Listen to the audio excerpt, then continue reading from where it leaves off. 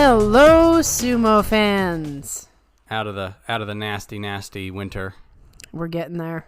Almost out. March is the good sign. Yes, we get to have some 50-something degree weather and probably some hope. You know, the sun might come out past the dark clouds. I don't know. Of course, in Sumo, there always seems to be some sort of dark cloud looming far off in the distance. It's never too far away. Nope.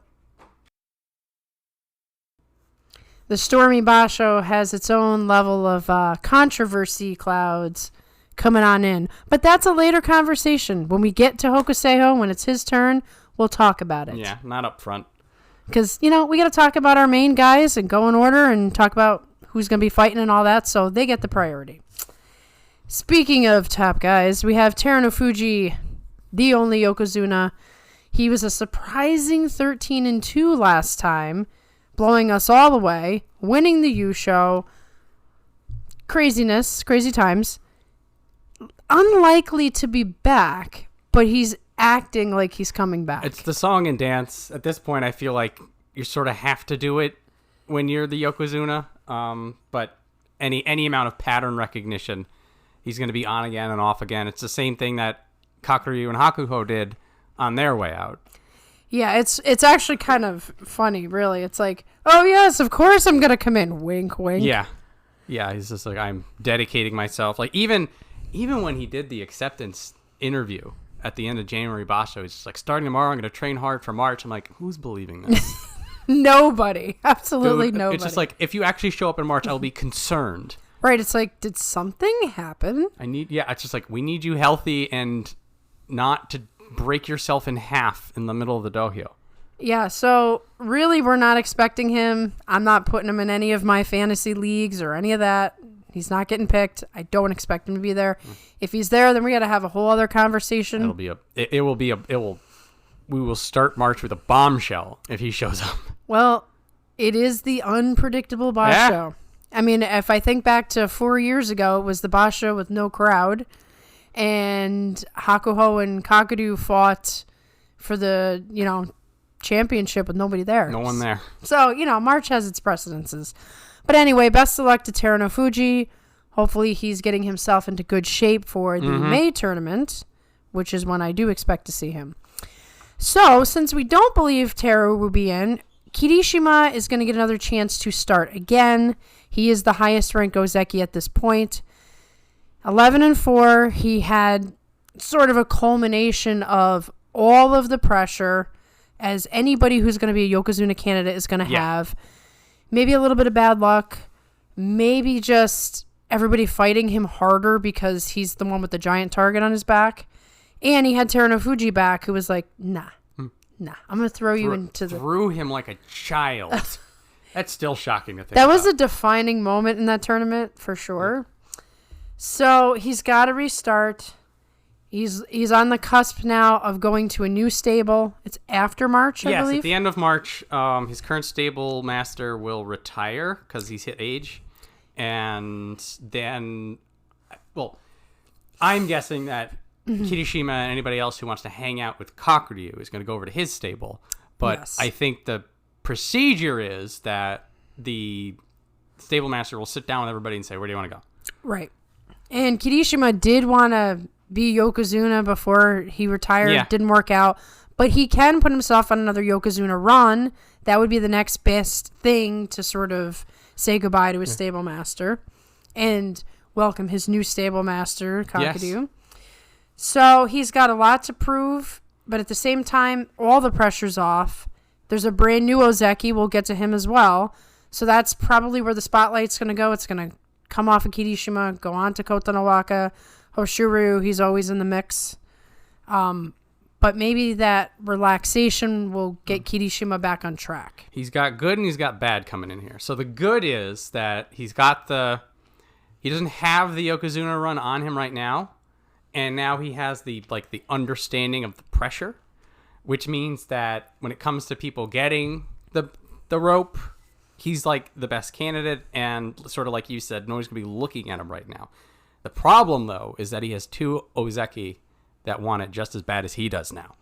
Right, and he could be a cautionary tale like Wakatakakage. Yeah. I mean, we thought by now Wakataka Kage would be Yokozuna, and now he's coming up. He's in Juryo finally, but starting all over again. So when you have your opportunities, you got to seize them. You run out of time real quick. Yeah, as many guys on this list will tell you personally.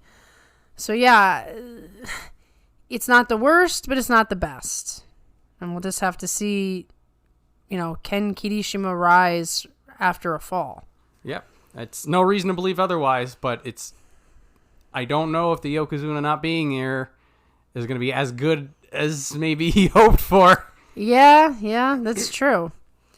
So we will see with Kirishima. We'll have a lot more to say about him for May because of all the changes that are going on.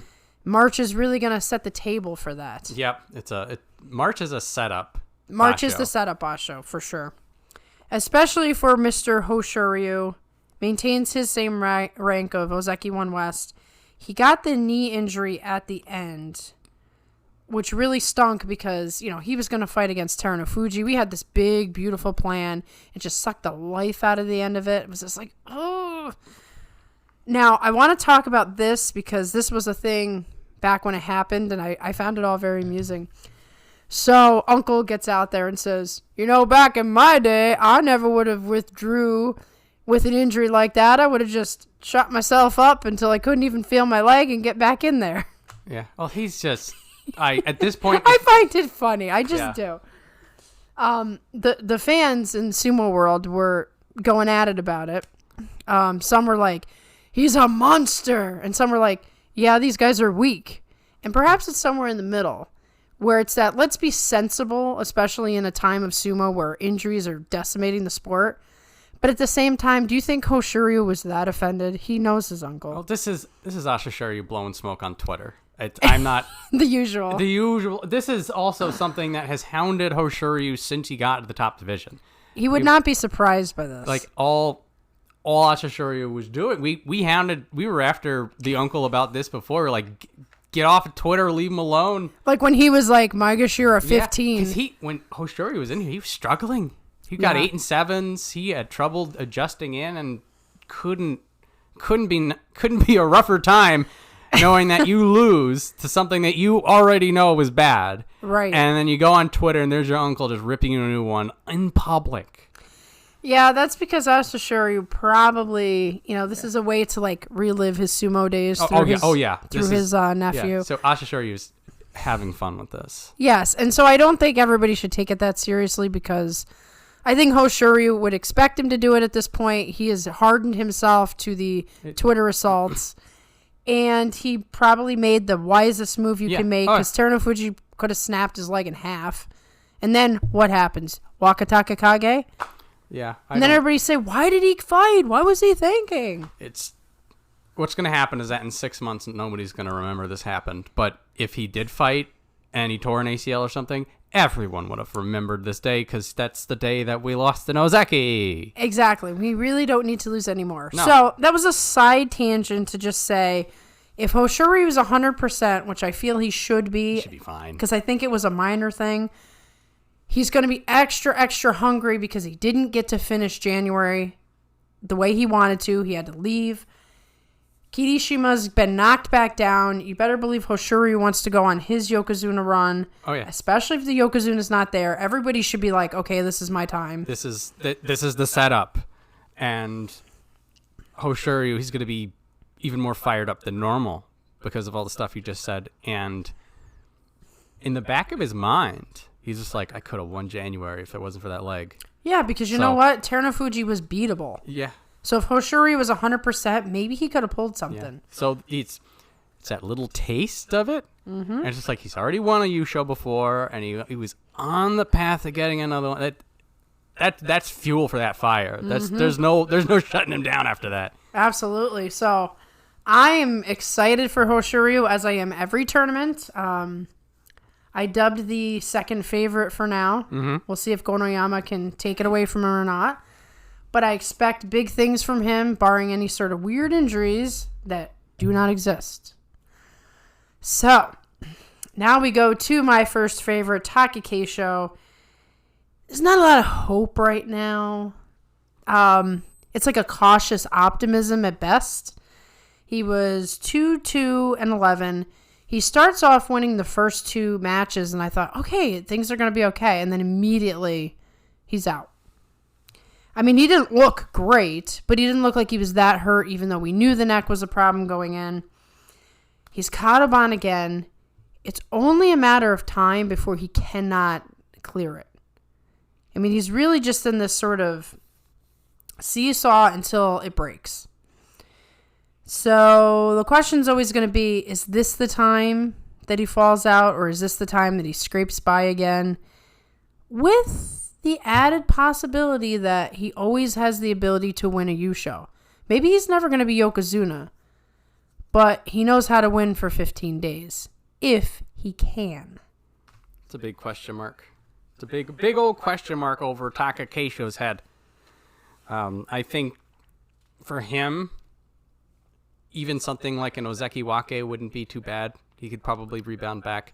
I would expect an 8 and out. If he's having some sort of issues, because he's sort of grit through things before. Yes, multiple times. So if he starts out with shaky sumo, then we know he's just trying to get that 8th win, and it's the sooner the better. Right, exactly. So it's kind of like we always have like a ticking clock. Yeah, it's also like it's a weird metric for him too, because like if he's doing too well, then maybe he stays in to try to get the Yusho. But then if he's so then it's just like you want to be like 8 and 3, and then that way you can go Kyujo, because like you want to be Kyujo before the playoff stuff starts to happen, right? But not too early. So that you're like, well, you're 8-0 and you went out, and he's just like, and then in the back of mind is like, I could have won it. So it's a very, it's the math on that 8 and out for Takakeisho is even weirder than normal. Right, and that's probably going to be the pattern going forward. Yeah. So, I mean, you could, from a positive stance, you could say he's always our wild card. We don't know if he's going to show up for 1 day, 15 days, if he's going to win a Yusho, if he's going to fall out of Ozeki. We just don't know. And he doesn't ever talk about it. And you rarely see him. So you don't even get hints. Chris Sumo puts a video out. You never see Takakeisho in there. It's like, oh, we saw Takakeisho walking down the street near the training. So we think he's okay. You think he's okay. So I love him. Sucks to be in this position. But I will be rooting for him as always. And expecting my no injury message before I can watch Sumo. Yes, okay. Always. Because I kind of rely on it to get through the day. Yeah. Well, it was. Yeah, I just can't forget because I didn't need it for most of January. I know, right? You got out of the habit. I got out of the habit, so I got to build the habit back in. So, transitioning out of Takakeisho, we have the newest Ozeki Kotonowaka, which connected to Takakeisho, takes a lot of the pressure off. He was like the only guy for 12 to 15 tournaments. And now there's so many guys that like he can get the 8 and no one cares. It's Takakeisho held the line. Yeah. He did it. Now we've got 3 Ozeki who are all kicking ass and are fun to watch. At least one of them should be a Yokozuna soon. Yeah, you would hope so. And they're gunning for Kotonowaka because he has his dad is one of the judges in Sumo. He's the head judge now, right? I think so. And there's sort of a sumo royal family thing going. So they already did a sort of a highlight reel of Kotonowaka on Sumo Primetime. Everybody's hyping him up. This is the tournament where they want to see him. I think, you should start slow. They want to see him, do well and do Ozeki style sumo and not go Kadoban in his first tournament again. It's still the Shin Ozeki, guys. You can't. It is. Yeah. It's. They're giving him the hype. I mean, it's just the Asanoyama stuff all over again. They're like, here's the golden child, the chosen one, and we see how that turns out. Well, he is younger. Yes. So he's got time to settle in. We haven't known of any injuries. Yeah, I think he can follow the Hoshoryu path, just like narrowly get the Kachikoshi, just get it, and then we can worry about everything. Though I can't help but feel that one, because he's changing his name in May, he does want to send off the Kotonowaka name. Right. And 2, he was in that playoff for the Yusho. Right. And it's going to put the hunger in him. Nobody has a fire quite like Hoshoryu, but Kotonowaka is still burning about that. You can't imagine he wouldn't be. Now, where that really makes an impact is the first couple of days. There's a little extra adrenaline because you remember how your last tournament, ended up. So that can work in your favor, can work against you. You get hot enough and it's hard to beat you. You burn too hot in the first 3 days and you might have a major letdown. And I could see that sort of scenario with Kotonowaka, so I'm being very cautious about him. Add the Ozeki pressure, add all of the wheeling and the dealing and the parties and the celebrations and the media circuit. It's just stuff that happens to all these people, and then they have to show up and they're like, oh, I'm Ozeki now. He claims that he wasn't as tired as he expected to be after all that stuff. But I mean, words in sumo mean like nothing. It's all posturing. It's all posturing. It's all who can say the most prescribed thing. Now, there are exceptions. There's a few guys in this world who say exactly what they mean, and it's far out there, and you're like, whoa, but they're allowed to be them. Kotonowaka is not allowed to be that guy. He's too, like you said, it's the pedigree, and in the back of his mind, it's just like he already has to, so much expectation on him already. He has to carry the Ozeki. He does. And particularly with the situation going on behind the scenes, the JSA is going to be like pumping all these higher guys, like, make us look good.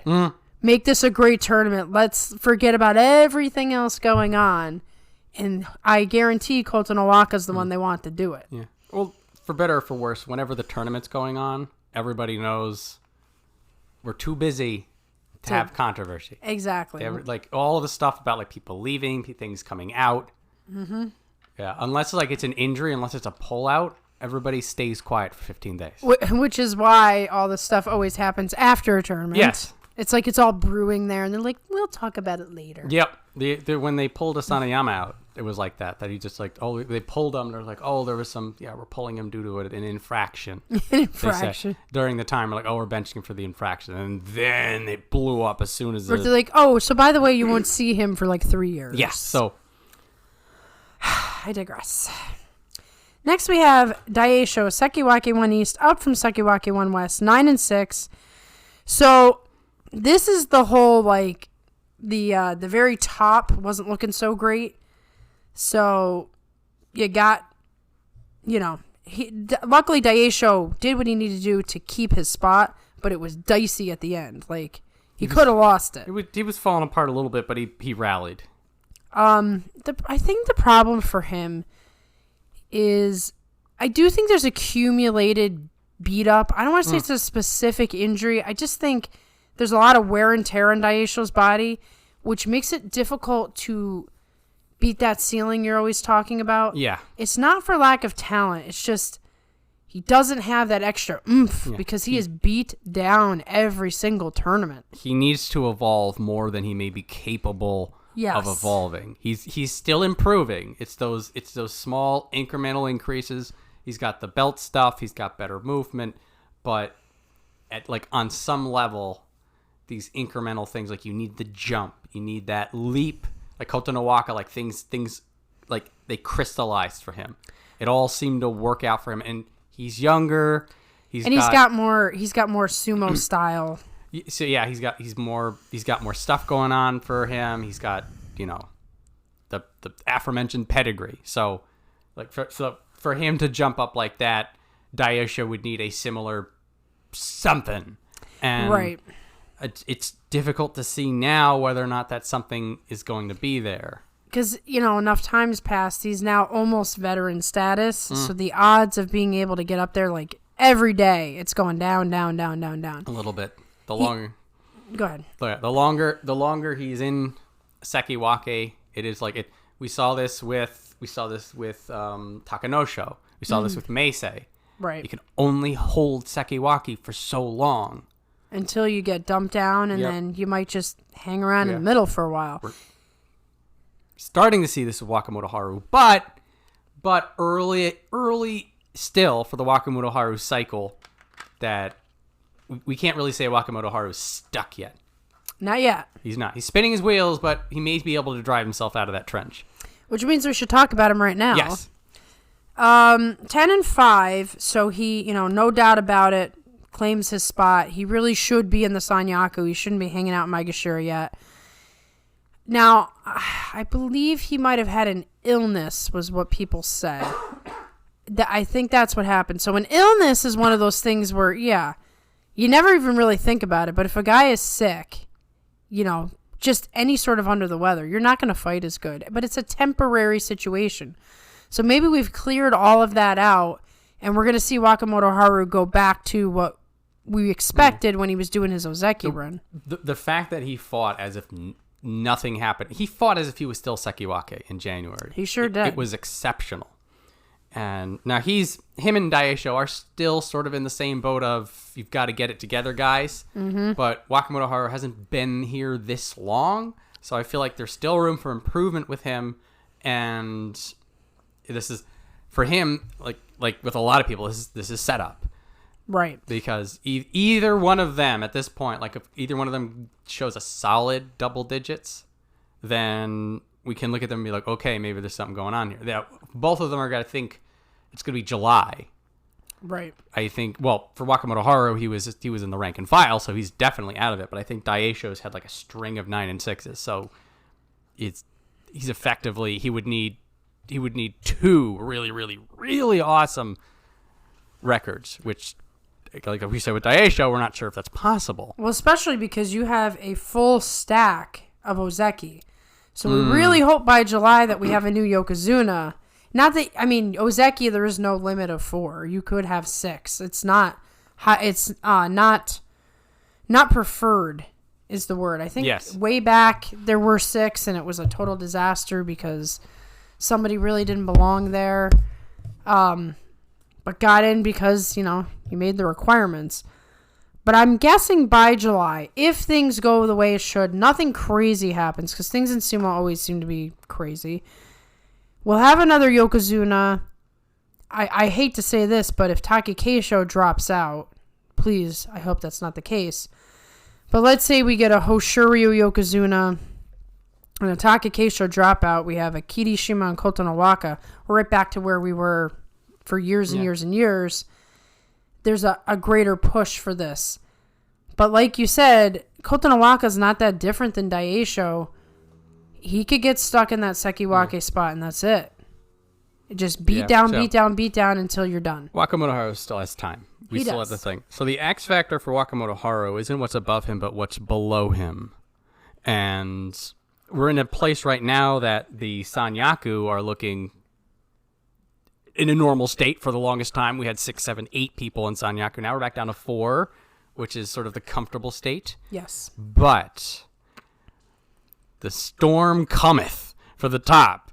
And we've got about a half dozen people we'll be talking about in the rest of the show who are going to be gunning for the top. And what's going to happen then is Sanyaku's going to go right back to being bloated. Yep. And it's only going to take one misstep, and then he falls back out again. Right. So, like we were saying earlier, when you have your opportunity, take it. You gotta take it. So, not do or die for him yet, but he runs the risk of missing the window. Right. So, one of the guys sort of gunning for the spot, but I'm not sure. I don't know what to think of this man. Abi, back in Komusubi, up from Maegashira 2 West, 8 and 7. So, he had a good week, too. But, there was a point where it was like, there may not be anybody to take these spots. Like, Abi could have lost out at the end. He scrapes by. He had to deal with the fact that his stable master had just passed away. So, you got to give him some mercy there. The fact that he was even able to do it shows you how talented a Rikishi must be. He didn't do a whole lot of his crazy Abi-B. There was a little bit. Yeah, the first week was him fighting almost cleanly, and then that's where he lost a lot, which sort of was bad. Yeah. Well, he was trying to channel his stable master's thrusts, and it wasn't doing it for him. It was tribute fighting, which didn't really work, and then week 2 he pulls it together and rally. It was like a 7-win streak. It was kind of badass. I came out of January saying, okay, say what you want about Abi, but he is he deserves to be Komusubi. He deserves absolutely. to be Sanyaku. For a while, there was, where does he belong? Where's his ceiling? And it is the awkward spot that, like, when you're in Komusubi and you keep falling out, are you really? It's that up and down, up and down. He's still in this cycle, but to fight and do so well in January with the amount of adversity he had to deal with, it's just like you cannot deny him anymore. Right. This is where he belongs. This is where he belongs. And he's gotta maintain, but he's sort of the quirky one. You really don't know where he's gonna land at the end of the day. I feel like I could roll dice. Yep.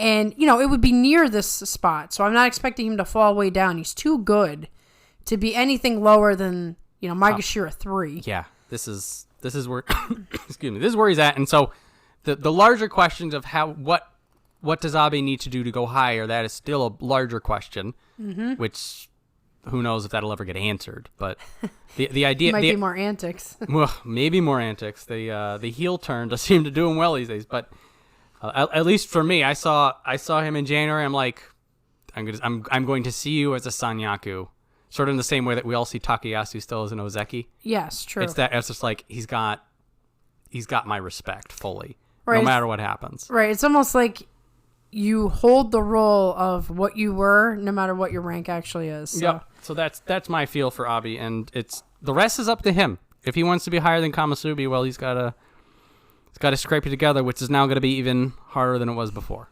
Absolutely. So now our other Komusubi, Nishikigi. Now this is going to be a very interesting one. While Nishikigi has been fighting quite well for a while now, he is a veteran. He was at Maegashira 5 West. The absolute collapse of the upper Maegashira is the reason he's got the spot.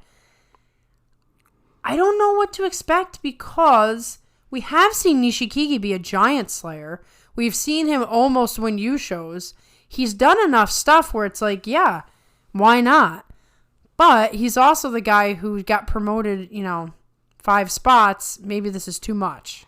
There's a few people here that not over promoted, because the absolute mess that was like the top 5 ranks of Megashira, it was a bloodbath wasteland. Mm-hmm.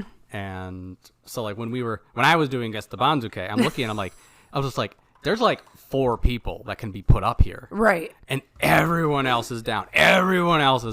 So there's a couple people, I think Nishikigi's one of them. Like they got the Banzuke sent to them and they're like, whoa, what is this? All the way there? I had bet that they were going to give it to Asanoyama, but I can understand that if Asanoyama had gotten double digits, he would have gotten in. But anyway. How'd you do, by the way, on Guess the Banzuke? Best I've ever done, which is weird because I'm like, there's no way I'm going to score at all. Best I ever done, by the way, is still underneath 100th place. At least you weren't 4th from the bottom like I was, which was an improvement for me. And I should have had the top part 100%. I screwed something up. I must be doing something like technically wrong. Yeah. You have to fill in the blank spots. That's what I must have screwed up. I'm like, what do you mean I only got 2 answers right? Because when I saw the Banzuke, I'm like, of course, that's what all the tops should be. So I don't even know if I want to do it anymore because I'm apparently illiterate. Okay. I've got a plan. We're talking shop in the middle of the podcast, which is a terrible idea. But if we wanted a good idea for an intermediate podcast, it'd be a live Guess the Banzuke. Oh, that would be so fun. Everybody gets to see how bad I am at this. If you don't want to do it anymore, then everybody can just make fun of me. Okay. And then we'll figure it out. I may back out of this. Everybody. I'm writing it down, though. Oh, no. She's writing it down, guys. I'm in trouble. Anyway, so Nishikigi, through luck, skill, and a little bit of blood on the floor, gets to Sanyaku, which I think that was like his personal goal, was to get back there. So goal reached, and couldn't have happened to a better person, as far as I'm concerned. Yeah, somebody who really deserves it towards the end of their career. When he goes to retire, this will be one of the moments that he talks about, and we got to be a part of it. So it's fun. All sunshine and roses for Nishikigi until it starts. Yeah, well, yeah, basically. He might get killed. I don't know. Yeah, well, double-digit loss is not out of the question. I feel like for him, it is the I call base, and then you're there, and then he has his work cut out for him. I am in agreement with you. Like, it is not out of the realm of possibility for him to pull an upset. Not at all.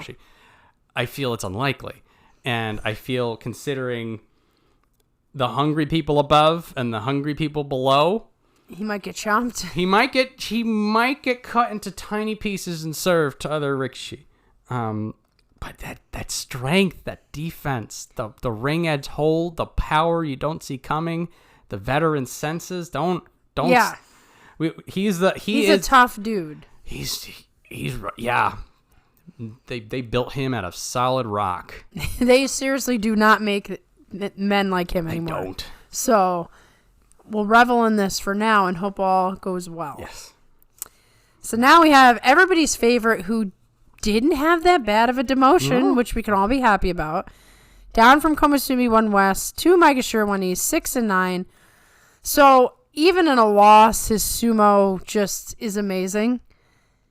So I don't know how many people were actually like paying attention to his record more than like watching his matches. He's one of the few sumo wrestlers where, of course, you always want him to win, but it doesn't matter. It's the spectacle of it.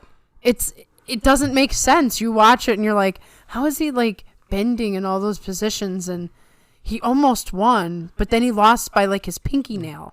Yeah, I do feel like, well, part of his half-rung demotion on a 6 and 9 was because of how dazzling his sumo was, how dynamic he was, how much he brought to the sumo table. Also, he is improving.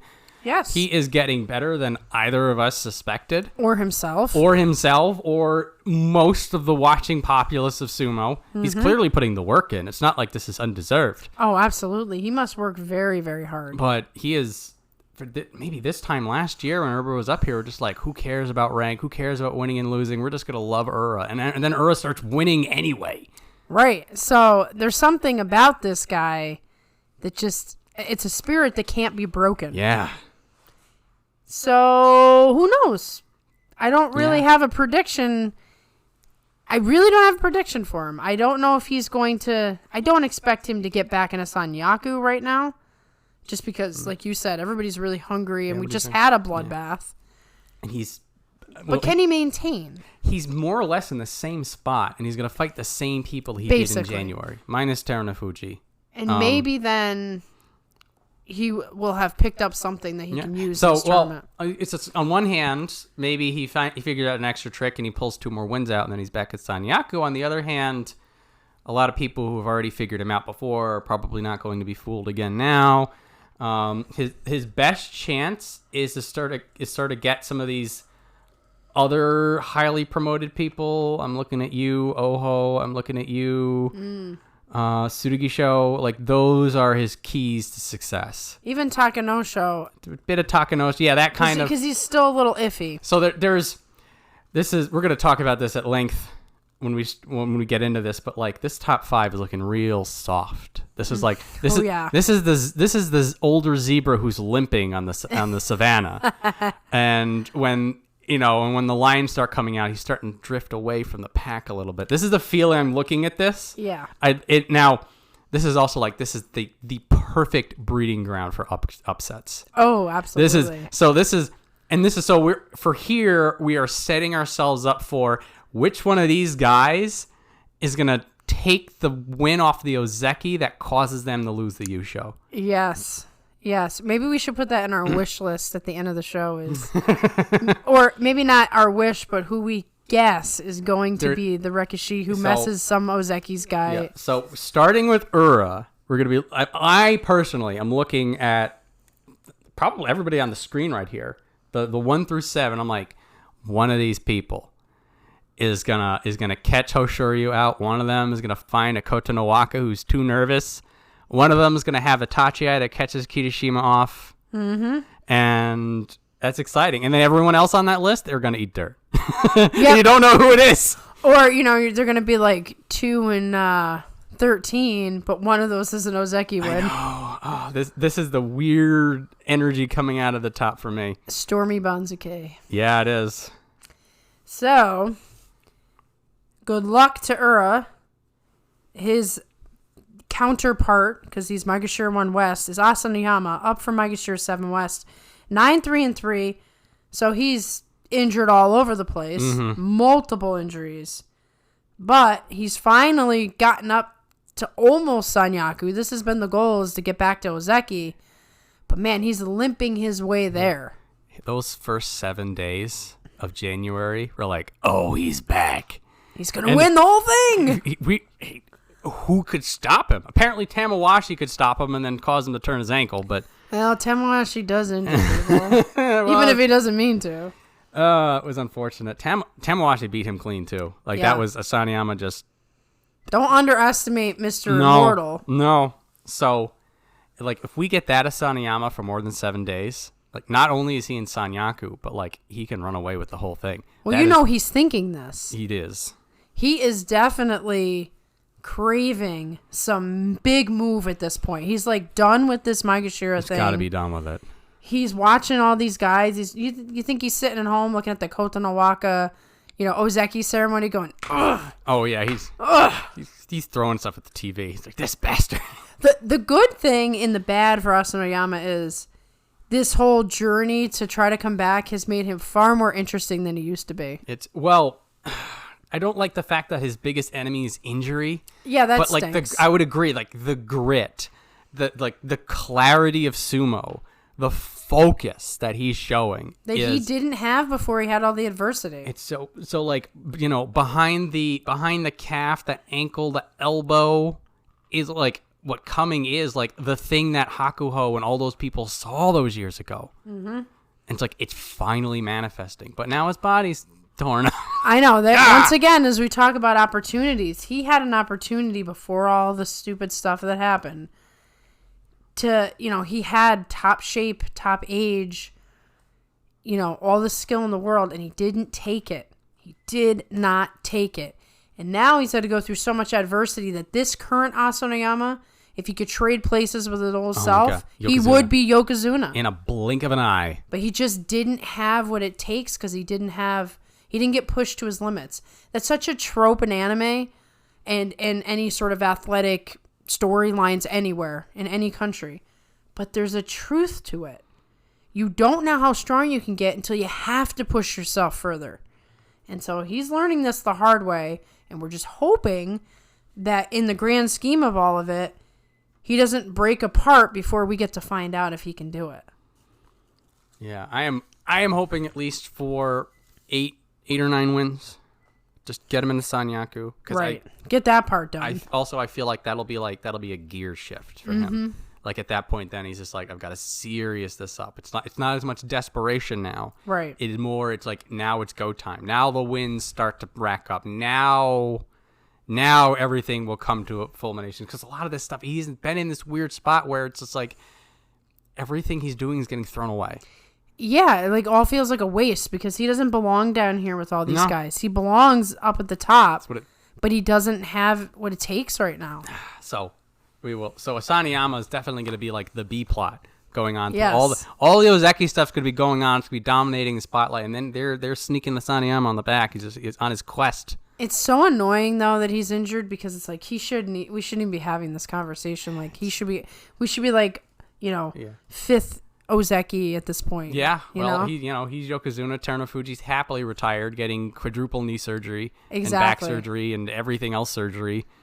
Anyway. Yeah, but the world that could have been. Right, we could write a whole alternate timeline for Sumo. I'd change a few things. A few things. Takakeisho, for instance. Anyway, so we have Atamifuji, Maegashira 2 East, down for Maegashira 1 West with a 6-9. Another tiny demotion considering. Basically, Atamifuji, first I'm going to say he's had that bandaged shoulder. So I think he's been kind of beating himself up a little bit, and now it gets worse each tournament.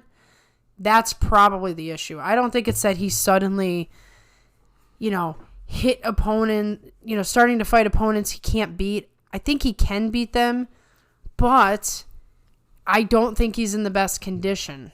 I really don't. His matches were really close in January. Like that 6-9 could have been an 8-7 very, very easily. Yep. And there are a couple of matches like it was a mono E or like it was a half second, a momentary lapse. Very close. He is almost there. And the fact that he only got like another super lenient demotion on a 6-9, the fact that he is basically right there to spin the wheel again, I feel like this is going to be it's his time. And these are the people that are then going to go up to Daieisho and Wakamotoharu and say, you're crowding out the waiting room. Right. So I feel like I'm looking a little too far ahead for Atamifuji because he hasn't really gotten those crucial wins. But the fact that he is this close, that it looks like things are starting to come up for him. It's a very bright spot, but as we were saying earlier, like, this is your time. Yes. You were fortunate enough to get the lowest or like the smallest emotion you could possibly get. It's basically a second chance. Yeah. Don't blow it. This is a second chance. Now, this will tell us sort of towards your earlier point about like the state of him. Because if the physical, if the mental, if the spiritual is still trying to get figured out, then he's going to do what Gonoyama's doing and start to stagger. Yep. And so, like, where January to March, he was granted the second chance. March to May, Nope. Another 6-9, he's fallen down. So he's got to know that pressure's there and then rise to meet it. Exactly. And like you said, we're waiting for our spoiler. I'm sure everybody's got their eyes on Atamifuji playing spoiler. A lot of people want Atamifuji up there too. He's one of them. Yep. So, he's a Fuji. Those Fujis. Very likable, too. That's right. And, hopefully all is forgotten about past things so we can just enjoy our time with Atamifuji. Next, we have the man who I expect to at least spoil Takakeisho's tournament because he always does. Meisei, Maegashira 2 West, up from 9 West. 9-6, but a huge jump. Is he ready for this now? I mean, he's been doing the seesaw like crazy.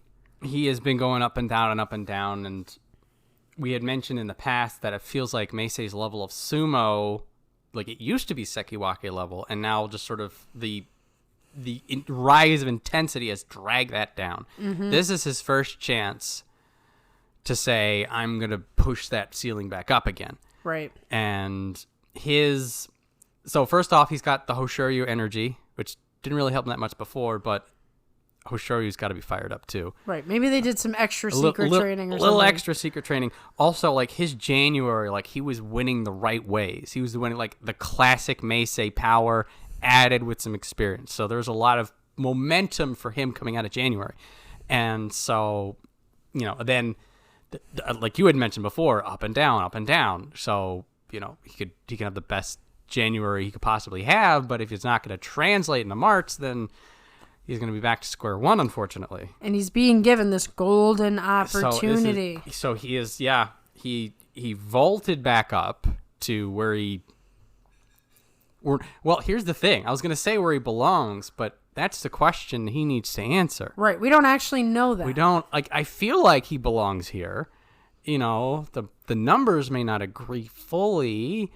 And so for Meisei, it is the prove your worth. This is the, set up your future and not ping-ponging. Right. At some point you have to sort of level out and like, this is your spot. Yeah. That would be a good scenario for Meisei. I mean, sometimes you're always like, push to the top. But it's also nice if you're not a ping-ponger, if you're somebody who can maintain a certain rank and then have your great moment where you leapfrog. Then you leapfrog up. You build the base. Otherwise, it's always like 1 step forward, 2 steps back. And that would be Meisei to a T. Yeah, that's the way he is now. Although, if he has a couple steps backward when he fights Takakeisho, I'm cool with it. He really has been the Takakeisho killer. So, other than that, 14-1, great. Sure, get it. Go get them. Go get everyone else. I'm feeling extra spicy for this preview show for some reason. I don't know. Might say some stuff that just is out there. There's a few things souring the mix. Yeah, you gotta have fun. Gotta have fun. We're here to have fun. When you have this distaste in your mouth, you gotta just spice it up. So speaking of which, see, I'm gonna say something spicy already. Oho, okay. Up from Maegashira 11 West to Maegashira 3 East with a 10-5. We have absolutely no proof that he is going to be able to be okay. Yeah. So Nishikigi probably saw his promotion. He was just like, oh, man. Oho, I went like, oh, no. Exactly. That's too high. I'm not ready for this. Why am I all that up? Like, I can imagine, like, he's on, like, the left half of the Banzuke. He's looking for his name, and he just keeps going over and over and over and over, and then he finally finds it at 3 East. And he's like, no. Let me break my knee real quick. I'm telling you, Oho has shown us absolutely nothing that would show us that he can handle Maegashira 3 East. But that's good. He's got one win, and that's versus Hoshoryu. Hey, if we at least get a Hoshoryu match, so we have Meisei at 14-1, and we have Oho at 1-14 beating. Oh man! And Hoshoryu looks like he's gonna punch a hole in the wall when he walks out of there. And it was like, I lost to this guy who beat everybody else, or lost everybody else. So Oho did show more consistency than we're used to in the past. There was a glimmer. Yeah, I really feel like if he was 6 or 7.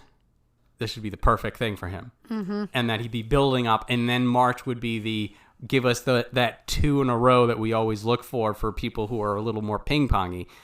But for this, I'm like, man, it's like he hits a grand slam home run or he's gone. There's no in between. But that creates excitement. It does. Like, there's the good in it. Yeah. Like, I'm looking at this, I'm like, there is no way he's an 8-7 or a 7-8. Like, that would shock me. If he is a 8-7, that means some top guys had a bad turn. Right. So I'm looking at Oho and I'm like, it's going to be an extreme. It's going to be an extreme. No doubt. It's like either the Cinderella story hits him and he goes like 12-3 and we get Oho versus Kotonowaka or something crazy. Well, they're going to they're going to fight each other for sure. They're going to fight each other, and like even if he was a little bit lower, they might have just passed him away for that narrative. But right. I mean, I'm all for some cool storylines. Yeah, this is... So it could be a complete, like, super excitement, or it could be a disaster. And I'm expecting disaster. I'm not trying to jinx or anything. Well, that's the way you'd guess. And you know, it's that 5% chance he gets double digits and gets a special prize, and we're like, how? Right, and then we get to be so hyped at the end of the tournament because that happened. No, Oho's gonna... Best of luck to him. We may see him bounce. Okay. Well, we have Takanosho. Oh, boy, yeah. Here's another giant leap. Takanosho, Maegashira 3 West, up from 12 East. This is why there was no prayer of a chance for me with Guess the Banzuke. I didn't know what they were going to do. So, another 10-5. Old Takanosho, we'd be like, this makes sense. This is a man who stayed in Sanyaku forever. New Takanosho, but I will say this once again. I'll have to sound like a broken record. Golden opportunity. Yeah. Here's a man who's been hurt, sent all the way down. In theory, doesn't belong down there, and usually takes a long time to climb up. He's been given this giant leap that would have taken him multiple tournaments to overcome. Yes. So if he's in good enough condition, this is like a perfect gift. Yeah, he was fighting in January. Like, they had to throw the wolves at him in order to knock him down a peg to that 10-5. So on paper, some of that momentum's carrying him up there. Now it's going to say, is this the Takanosho of new or the Takanosho of old? Because if it's a Takanosho of old, he's just going to keep going. Right. If he's figured it all out. If it's the newer Takanosho, it's going to look like he's fighting in slow motion with these people up here. Right, which once again, as we talked earlier, there's some guys who can take advantage of the fact that this is a weaker. Yeah, Maegashira class. So, like Meisei, he gets an Ozeki buy, which is kind of nice. May help. Anybody who has one of those, you get a little bit more. You know, you're going to fight someone a little lower instead of a little higher. Maybe it's the difference. Maybe it helps. And then he gets to start taking he gets to start taking pieces off of people for Takakeisho. So right, it would be nice, Takanosho, if you helped your guy out. He's helping the guy out, so maybe that helps motivate him. These are the X factors, but it is a question of identity for Takanosho. Who is the man in 3 West in March?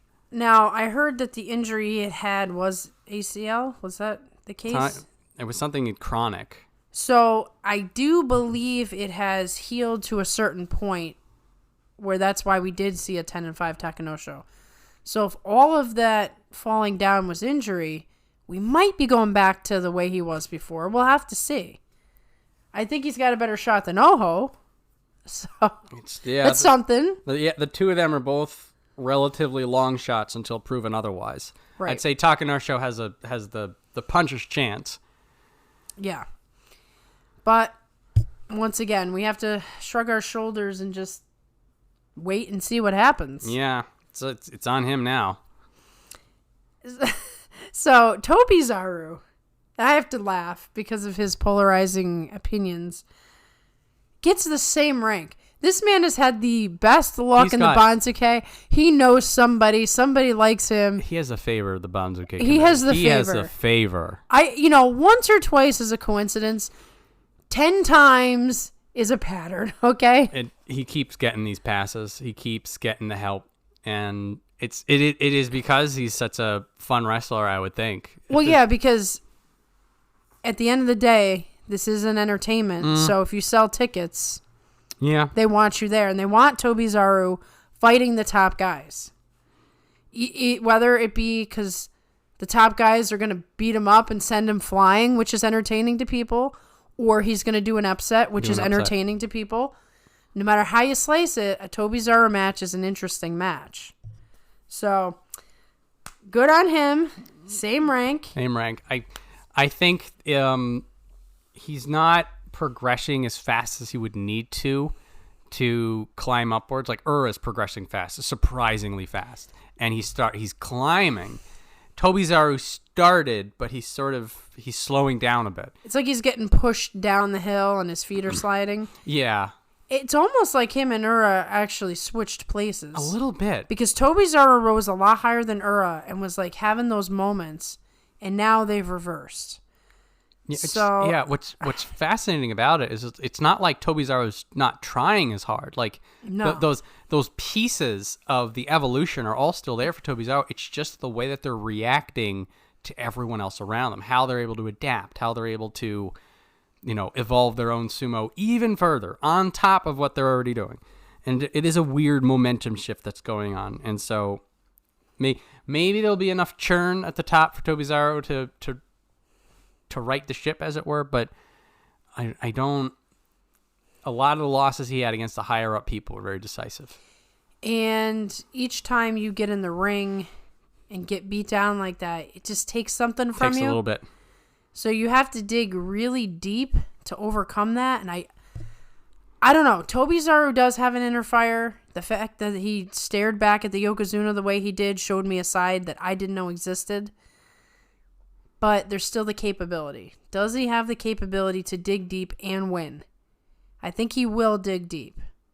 But yeah, he always digs. He always gives it. He always gives. Bless him. Exactly. You want to have those guys who try very hard in every match. Yeah. I mean, lest he be considered boring. Well, abnormal sumo notwithstanding, he still gives it the fun times.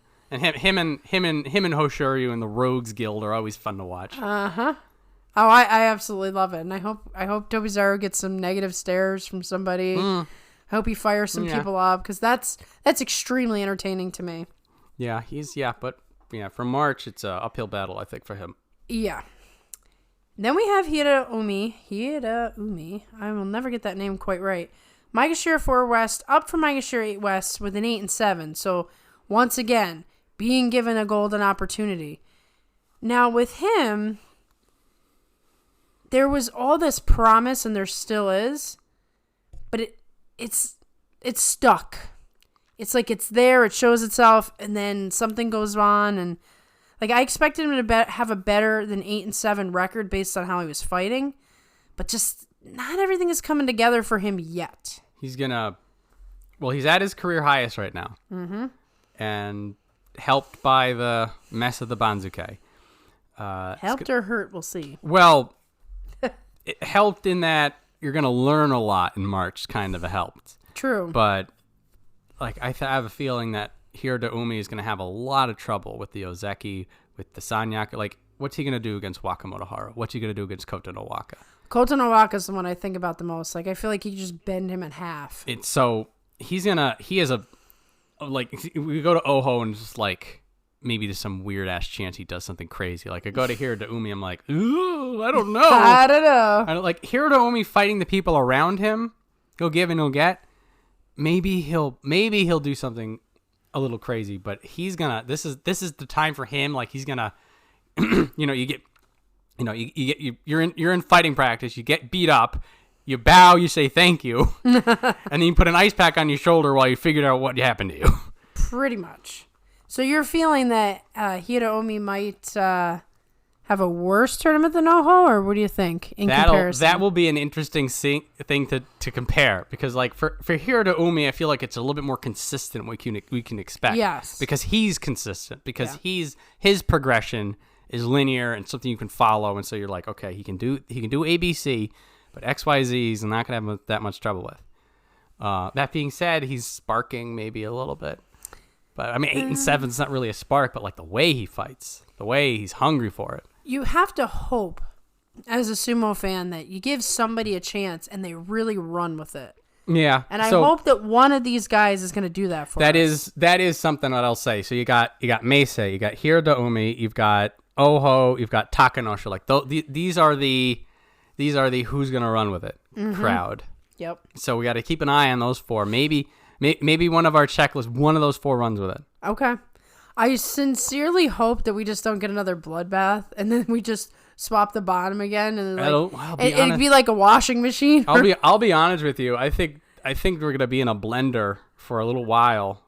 Now, what will happen is there will then be a hardening. Yes. In which case, then the Ozeki, the Sanyaku, maybe the top 3 are all these badasses. Like we're gonna have Onosato and Atamifuji and Terunofuji. New people talk about him. So we're gonna get this chunk of people at the top that are all killers. This is like the natural progression of things, because we had the meat grinder up at the top, and it finally settled itself. Yes. That grinder doesn't just disappear; it just goes down. Moves down.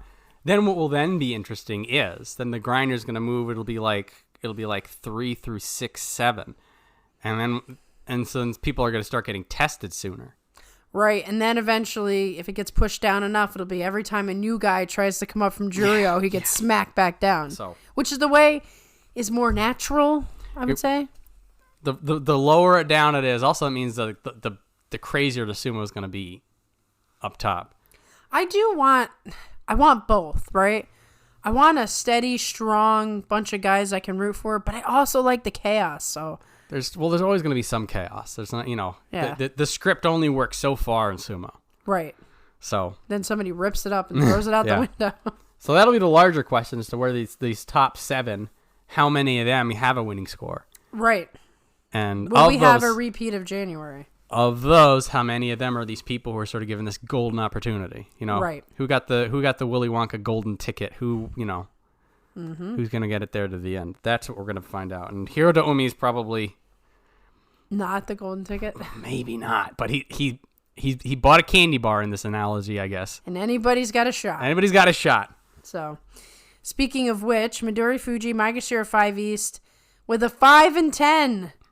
Only loses 3 runs. Yeah, this is what... if anybody did good on the Banzuke, they're like a mystic. Yeah. Well, some of the people... Who would have guessed that? Some of the people who play this, they're machines. They're deities who walk the earth. They figured this out on a level I did not know. I did see somebody was 15 and now I'm like, okay, lies. How did you pull that off? Some of it... I mean, like, for some of these, I looked into a couple of them, and, like, they've got, like, a history of doing this for years and years. Right, so, like, they really know what they're doing. There is research you could probably do, and insights into the way that they think, the way to, like, they got that. They got that going on. But, I mean, come on, man. Midorifuji, talk about the golden opportunity. he got kind of beat up this tournament, and he didn't fall that far. He's going to fight a lot of the same guys. Yeah, so somewhat bad news is he's just in for another round of, he's in for another 5 and 10, all things being equal. Unless he gets his Katatsukashi, like, just so automatic that people can't defeat it. I don't know. He may be low enough that at least he can sort of get like a scrape an 8 and 7. Right, because he's not going to get all the top guys. Yeah. He's going to get somebody. Yeah, the long-term Midorifuji problem is... Too small.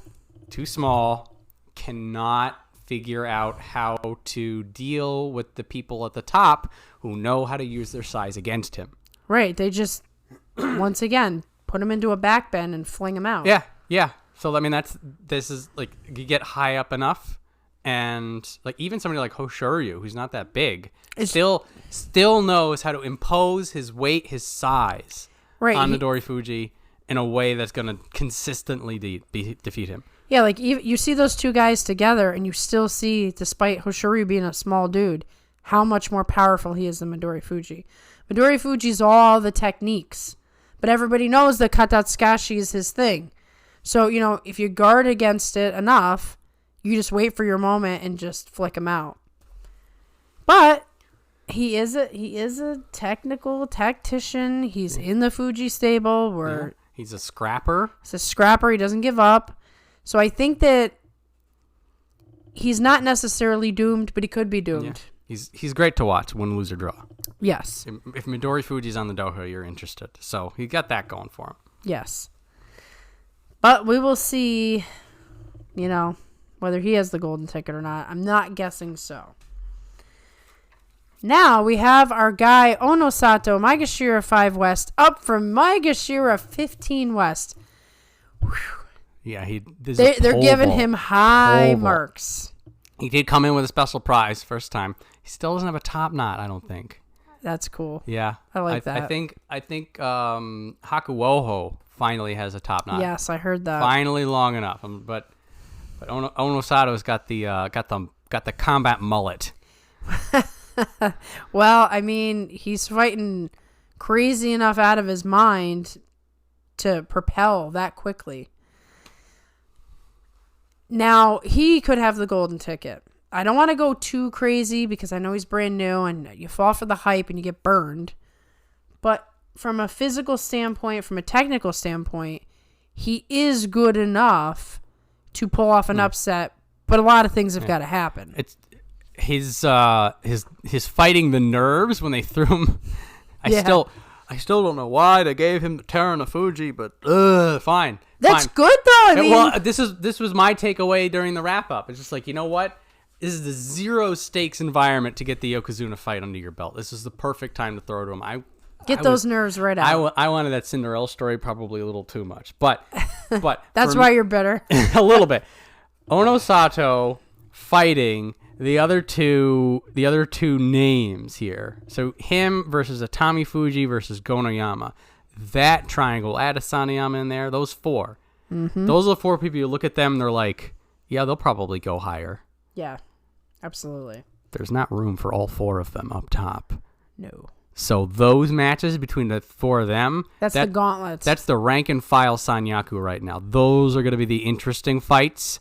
Because whoever wins of those four, they're the ones going up. They're the ones, more than their wins or losses against the Sanyaku and the Ozeki, that's going to be the pivot. Because what happens is, you know, you get here's your 8, you lose 6 of those, right? Mm-hmm. That means that you've got to beat 2 or 3 of these guys if you want that 8 or 9 wins. Right. So I'm looking at Onosato as... He's somebody who may have the edge on all these other people who are struggling, or everybody else is like, you're not used to this pressure. We're going to feast. And you know they're going to be salivating. Like the nice thing about the top guys is there's no lack of confidence there. No. Whereas Onosato has every reason to feel nervous and not have 100% confidence because he hasn't been there long enough. So this is the interesting part of this otherwise very soft, squishy top sections, because you have these hard points, and they're all within range of each other, and none of them share a stable, so they're all fighting each other. Well, let's say now it wouldn't work like this, but just in theory, let's say he fought everybody directly above him. That's 1, 2, 3, 4, 5, 6, 7. He has a chance to get 8 without fighting a top guy.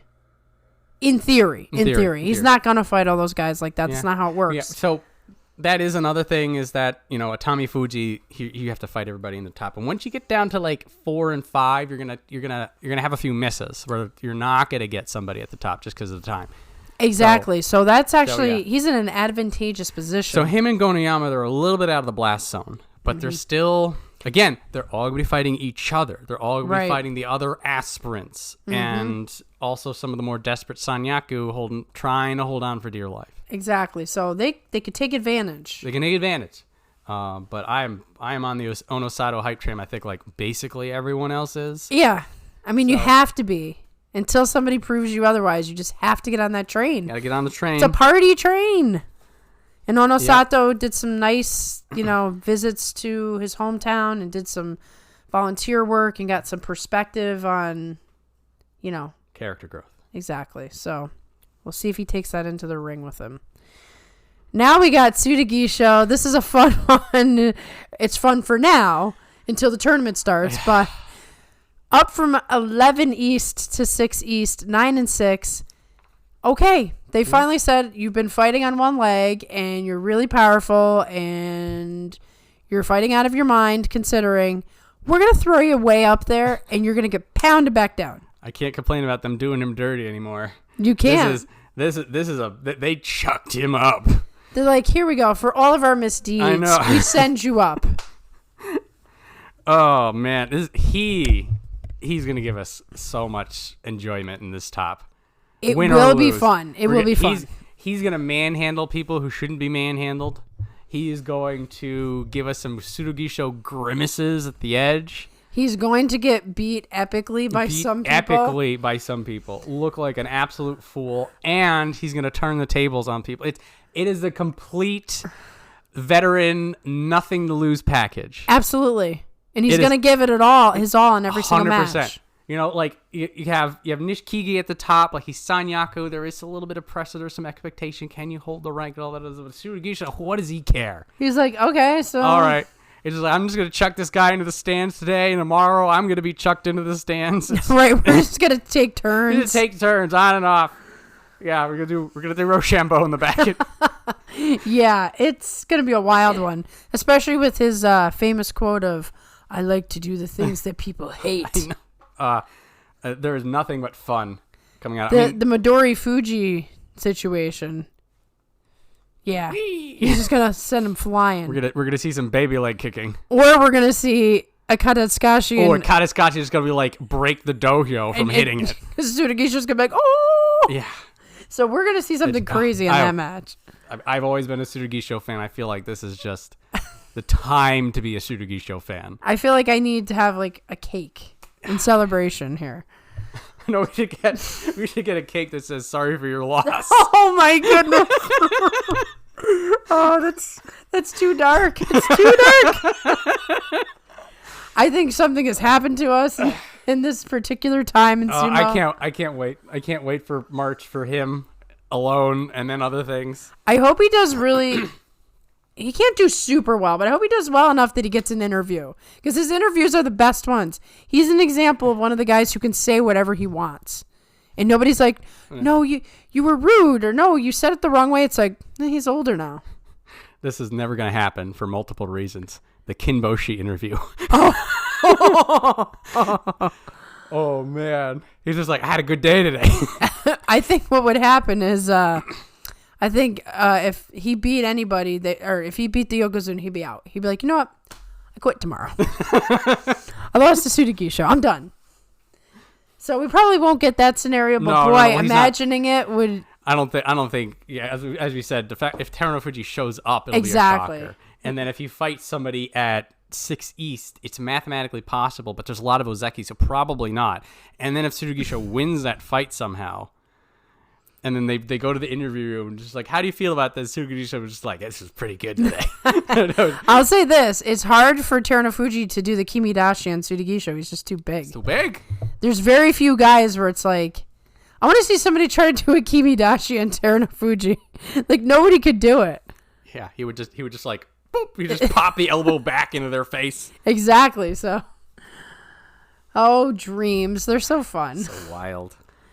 Now we have Gonoyama, Maegashira 6 West, down from Maegashira 3 East with a 5 and 10. Once again, gets the mercy of the fact that there were so many losses. Gonoyama had to take his lumps in January. He was learning. He was. That's the best way to put it is everything that he had done right went wrong. Like that he had done right in the previous tournament went wrong. Every time he tried, he hit a brick wall. He learned how difficult it is to be in the top division. Yeah, he got his lumps. This is sort of the path that Hiradoumi is going to take, that Onosato might take, that Atamifuji's sort of taking, but maybe Atamifuji just goes up anyway. So for Gonoyama, he's in a perfect place to learn, to regroup, and then drive back upwards. As we were saying before, he's not going to be needing to fight as many of the upper rankers, so he's got an increased chance for success. But as I also said before, those other fellow aspirants are going to be a big tell between Gonoyama and Onosato and Asanoyama and Atamifuji. Like when the four of those guys fight, who comes out the best on that is going to be the sort of the long-term barometer for who's really going to get it. Right. And Gonoyama, I'm guessing, really did learn some lessons. It wasn't just losing. I feel like he's the kind of guy who would go back and say, why did I lose that match?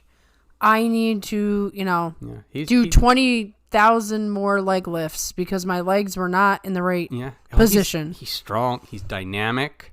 You could tell he's got a tactical brain. He's trained in the best schools. So guys, if anybody was going to learn those lessons, it'll be him. And everybody gets a little nervous around him. He's strong. He's dude. Yeah, like they know. The top guys know that the minute he figures it all out, he's going to be right there. So when they have to fight him, they have confidence, but at the same time, back of their head, don't underestimate this guy. Yeah. And that's exciting that he's already there. Yeah, I think I described it as the reverse Enho. Yeah. Because he's this big guy, but everybody looking at him, they're like, no, don't play his game. Right. He's still green. Yeah. Find a way around it. Get the weaknesses, guys. Yeah, just go for the weaknesses. Don't play tough guy with him because one day he's gonna wake up and figure it out. Yeah, Hoshoryu will figure that out. Yeah. That's a rivalry, Gonoyama and Hoshoryu. Oh, it's beautiful. Vicious rivalry. I love rivalries as long as it stays nice and calm and we're respectful. Yeah. Also, I don't Hoshoryu Oho. Oh, yeah, but that one's too funny because Oho's got his number. I know. What the and hell? And Hoshoryu just has to look down like, man, I suck. So, we're having fun with Gonoyama. We go to Kinbozan, who came up with Gonoyama.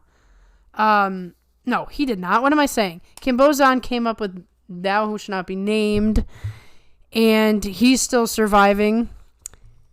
But it's funny, when he first came in, he was worried about injuries. He's got knee problems already. He's a young guy. And he just scraped by with the 7 and 8. Got the favor of, small demotion. We don't know what that knee situation is. The hope is that healthy knee and just that one rank down, and that's all he needs to win again. Right. If his knee is okay, then it was like last tournament was just a glitch. We start over. There was 3 or 4 matches in the last tournament. He was clearly on a bum knee, and there was a section of time in the middle of the tournament. I'm like, another one's going out, but the knee sort of, you know how it is, it hardened up. He just fought through it. He bit down on the mouthpiece. Whatever he did, then rally in the last few days to get to 7 and 8. Well, knees are interesting, right? I can actually speak about this from experience. There will be times where my knees will kind of hurt, and I'm thinking, man, if I go to class tonight, am I going to mess it up?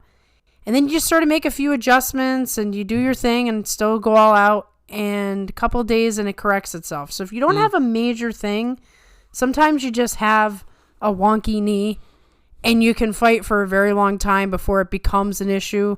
Maybe somewhere in the future, surgery or whatnot. But you can fight through it as long as it isn't something massive. And that's my hope. Yeah, I am for him. I am optimistic for Kinbozan in March. I think that he's out of the firestorm. Mm-hmm. He's in a safe place. He's in a safer place. He was fighting well. It's still a 7 and 8. He's still on that edge. Yeah. And it's these incremental improvements. I think he's gonna be like here for a year almost. Like he's settled in, showing that he's getting more aggressive. He's figuring out what he needs to do. He's sort of doing the Hoshoryu tactic in that slowly building himself, slowly rising. The Kirishima. Yeah, let's not get crazy. So this is, if that's what he's doing, then he'll have winning ways in March, but it's not going to be too crazy. He's not going to go nuts. You got to get 8 and 7 and 9 and 6, showing them improvement, and then back up he goes. Mm-hmm. That's the hope. So best of luck. We'll have to put a big question mark and see what happens. Like we sometimes have to do with Tamawashi. He went from being the immortal one to being vulnerable, but then coming right back and being strong again. He gets a pretty nice jump on an 8 and 7 to Maegashira 7 West from 10 East. This will start to answer some questions about Tamawashi, because sometimes he can beat the Yokozuna and go on a decent run, but more times than not lately, he starts to lose like day after day after day, then pulls it together again and has a decent end. But he is not infallible anymore. He's finally showing his age. He's 40 years old finally. I mean, my goodness, 40 years old in the top division and still beating people. He is, God bless him. He is starting to more rely on his veteran wiles, the sumo sense, than he was the raw power these days. Yeah. So at this rank, he's about at the point where you can't rely on the wiles, and now he can't rely on the power. So what is he going to do? A little bit of a mixed bag. So there'll be some more. Maybe there's be some dynamic Sumo. Maybe like him and Tsurugisho can put together some weird, wild stuff going Compare on. notes. Yeah, but like, so that's actually, they're not quite on level, but they're thematically similar. Like we look at Tsurugisho and we're like, it's just gonna be a wild party and he's gonna get thrown out. You know, he's the guy who snuck into the frat party. And it's basically he's going to party as hard as he can until somebody figures it out. That he doesn't belong in there. He doesn't belong in there. But like for Tamawashi, we're not sure. Right, like last year you were like given the toast. This year you're kind of by the front door. Yeah, so it's like maybe he belongs, maybe he doesn't. You know, probably his Sanyaku days are done. His Yusho days, never say never. Never say never. But like this, for us, it'll be sort of a, what is your rank these days? Because he was slipping down. It looked bad. He regrouped. The injuries healed. He came back up with this like hybrid veteran stuff, which was interesting. 40 years old. Oh, that's the other factor. At 40 years old, we know without a shadow. We don't, but theoretically, we expect that he can't be fighting that much longer. But maybe he's Cal Ripken Jr. I don't know. Maybe he fights till 50 in the top division. Completely unheard of, but. If anybody could do it, it would be him. But in theory, with him being 40, you would expect to see a sudden retirement at some point. It would like snapping out, or something would align and he'd stop doing it. Probably the bet is on like the fade off into the sunset. But for now, he's not doing any fading. And underestimate him at your own peril. Right. Knowing that he can beat Terunofuji means he can beat you. Beat you. So, best of luck to Tamawashi. We now... This is going to be an oh no. Okay? Oh no show. Maegashira 8 East. Up from 14 West. 10 and 5. He is Mr. Ping Pong. Yes, he is. I don't expect him to get trounced. He's too low. He's too low for that, but... Well, he put together two good tournaments in a row. I don't know if he can anymore. I think he did it once just to spite us, and then went back to ping-ponging. Oh, good. Maybe March should be the spite tournament. the tournament of spite. He did... The way he was fighting people further down did make it look like he didn't belong down. He was just one-sided demolishing. Right. Then he goes up, and those 5 losses are him fighting the upper rankers, who in turn demolished him. Right. So, in a way, him at 8 East is exactly where he belongs. Yeah. And so he should have like a decent tournament. He should have a decent tournament. He's safely out of the nuclear wasteland that is the top 5. And he's high up enough that he's going to get some decent fights. And so now, from here, it's sort of like, well, Onosho, it is your serve. Right. Are you gonna keep ping-ponging? Are you going to string together a back-to-back Kachikoshi? Are you going to start showing us something? More of what we hope you would give us? It's like, he's still young, believe it or not. It's Takakeisho's age, right? Yeah, they're the same age. But that will stop very soon. I think they're 26. Once you hit 27, that's sort of like, I don't want to say middle age for wrestler, because there are plenty of guys who retire early 30s. But kind of the precedent is you're going to go to about 35. So 27 is when you start to become a veteran. He is one that he might be, they're turning 27 this year. So he's about to become like early veteran. Yeah, the time's running out, dude. The hope for the sort of the early prodigy is gone, which sort of sucks, because when he had the whole Hakuho Cup winner fighting Hakuho kind of a storyline, it was beautiful. So wonderful. But now he's sort of mid-ranker fighting to be slightly higher ranker, which is not the story we hope we would be talking about for him. Not a lost potential there. Yeah, but like we always say, new tournament is always the opportunity to turn it around. Right, and we have seen some guys, a la Tochinoshin, who just out of nowhere do this meteoric rise, have a great little bit of time, and then retire. So maybe one of these guys will surprise us and be the next Tochinoshin. Maybe. That's his banking these days. Yeah. Unfortunate, but hey, prove us. I think more than any other wrestler, we've leaned into the mic for Onosho and said, please prove us wrong. Right. Be the Spite Basho, okay? Yeah.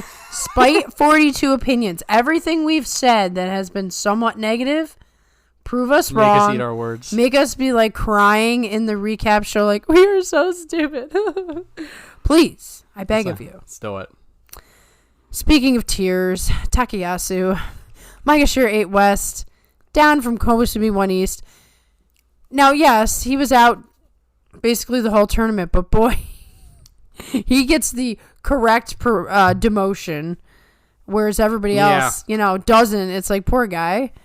Gets the flu. I have noticed that Takayasu has gotten many, many illnesses. Some people are more prone than others. And you got the back injury. Yeah. I still think if you have the flu, it probably flared the back up. Yeah, also depending on what meds you're on, you're more prone to getting sick. And that's a good point. That's a very good point. So we went from Takayasu's going to win this because he's finally in Sanyaku to great. Another disappointment. So let's not trouble Takayasu about the Ozeki thing anymore. Nope. Let's not put that burden on him. No. He just needs one good tournament. And it's going to be this one. Could be. It would be nice. Throwing Basho. Everybody's busy killing each other. They forget that Takayasu's still there. I think we retired from picking him for Yusha winner, though. Yeah, we did. Yeah, so I can't even say it, even if it's in my head. It's a hex.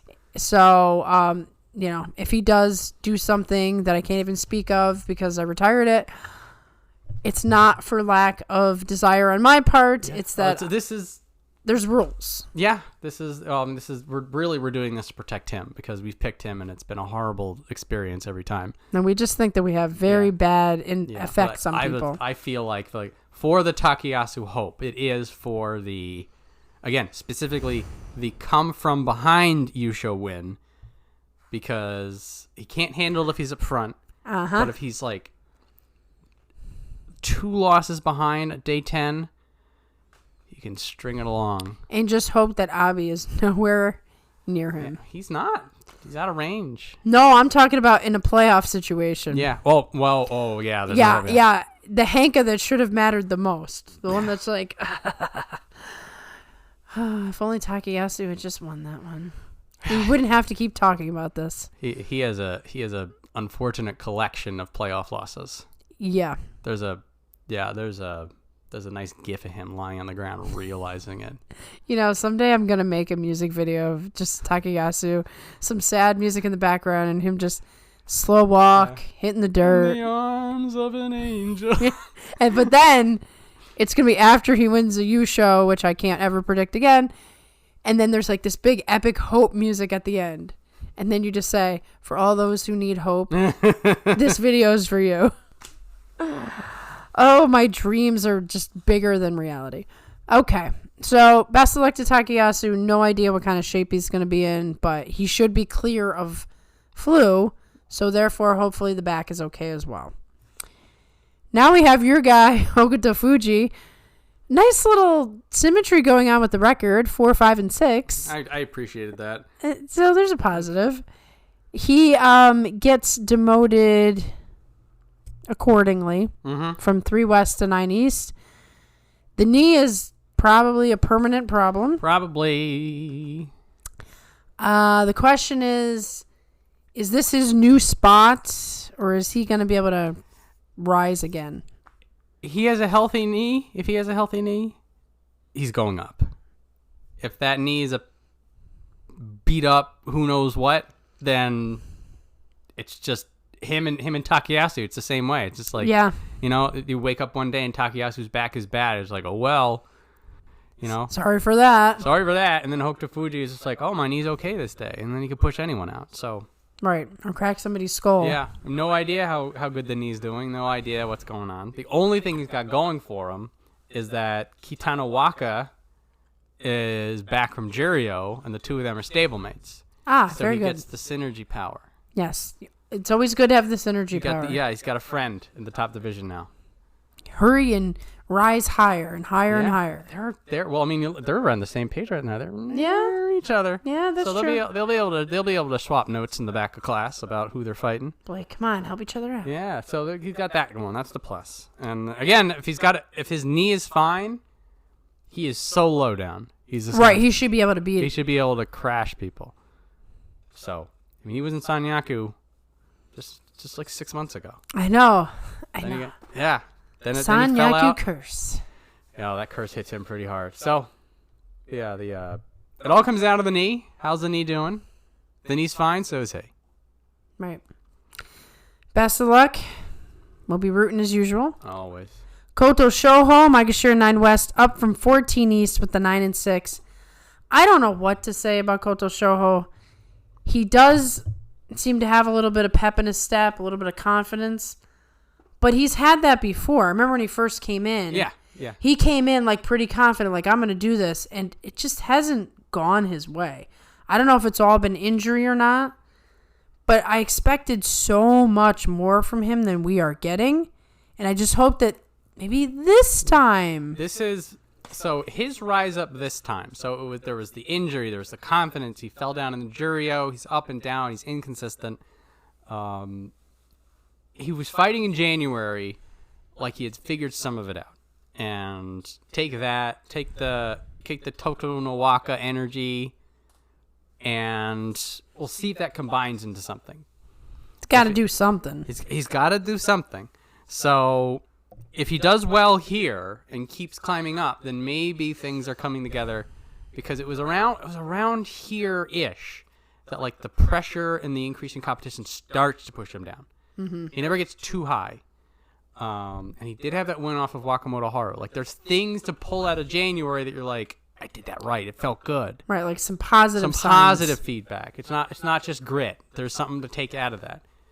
So if he is somebody who does need the positive energy, well, he's got some now. Right. And so March is going to be either he's going to keep doing well, and maybe we will start to manifest into the wrestler that we hoped he would be a couple of years ago, or this is where the troubles will begin again. Right, and we'll see him get smacked right back down. He's going to be back to struggling. It feels like it has taken a very long time, even for him to come up to 9. It's just... That's the thing. It's like 9, the single digits. This is about where, okay, you've proven that you can crawl yourself out of the muck.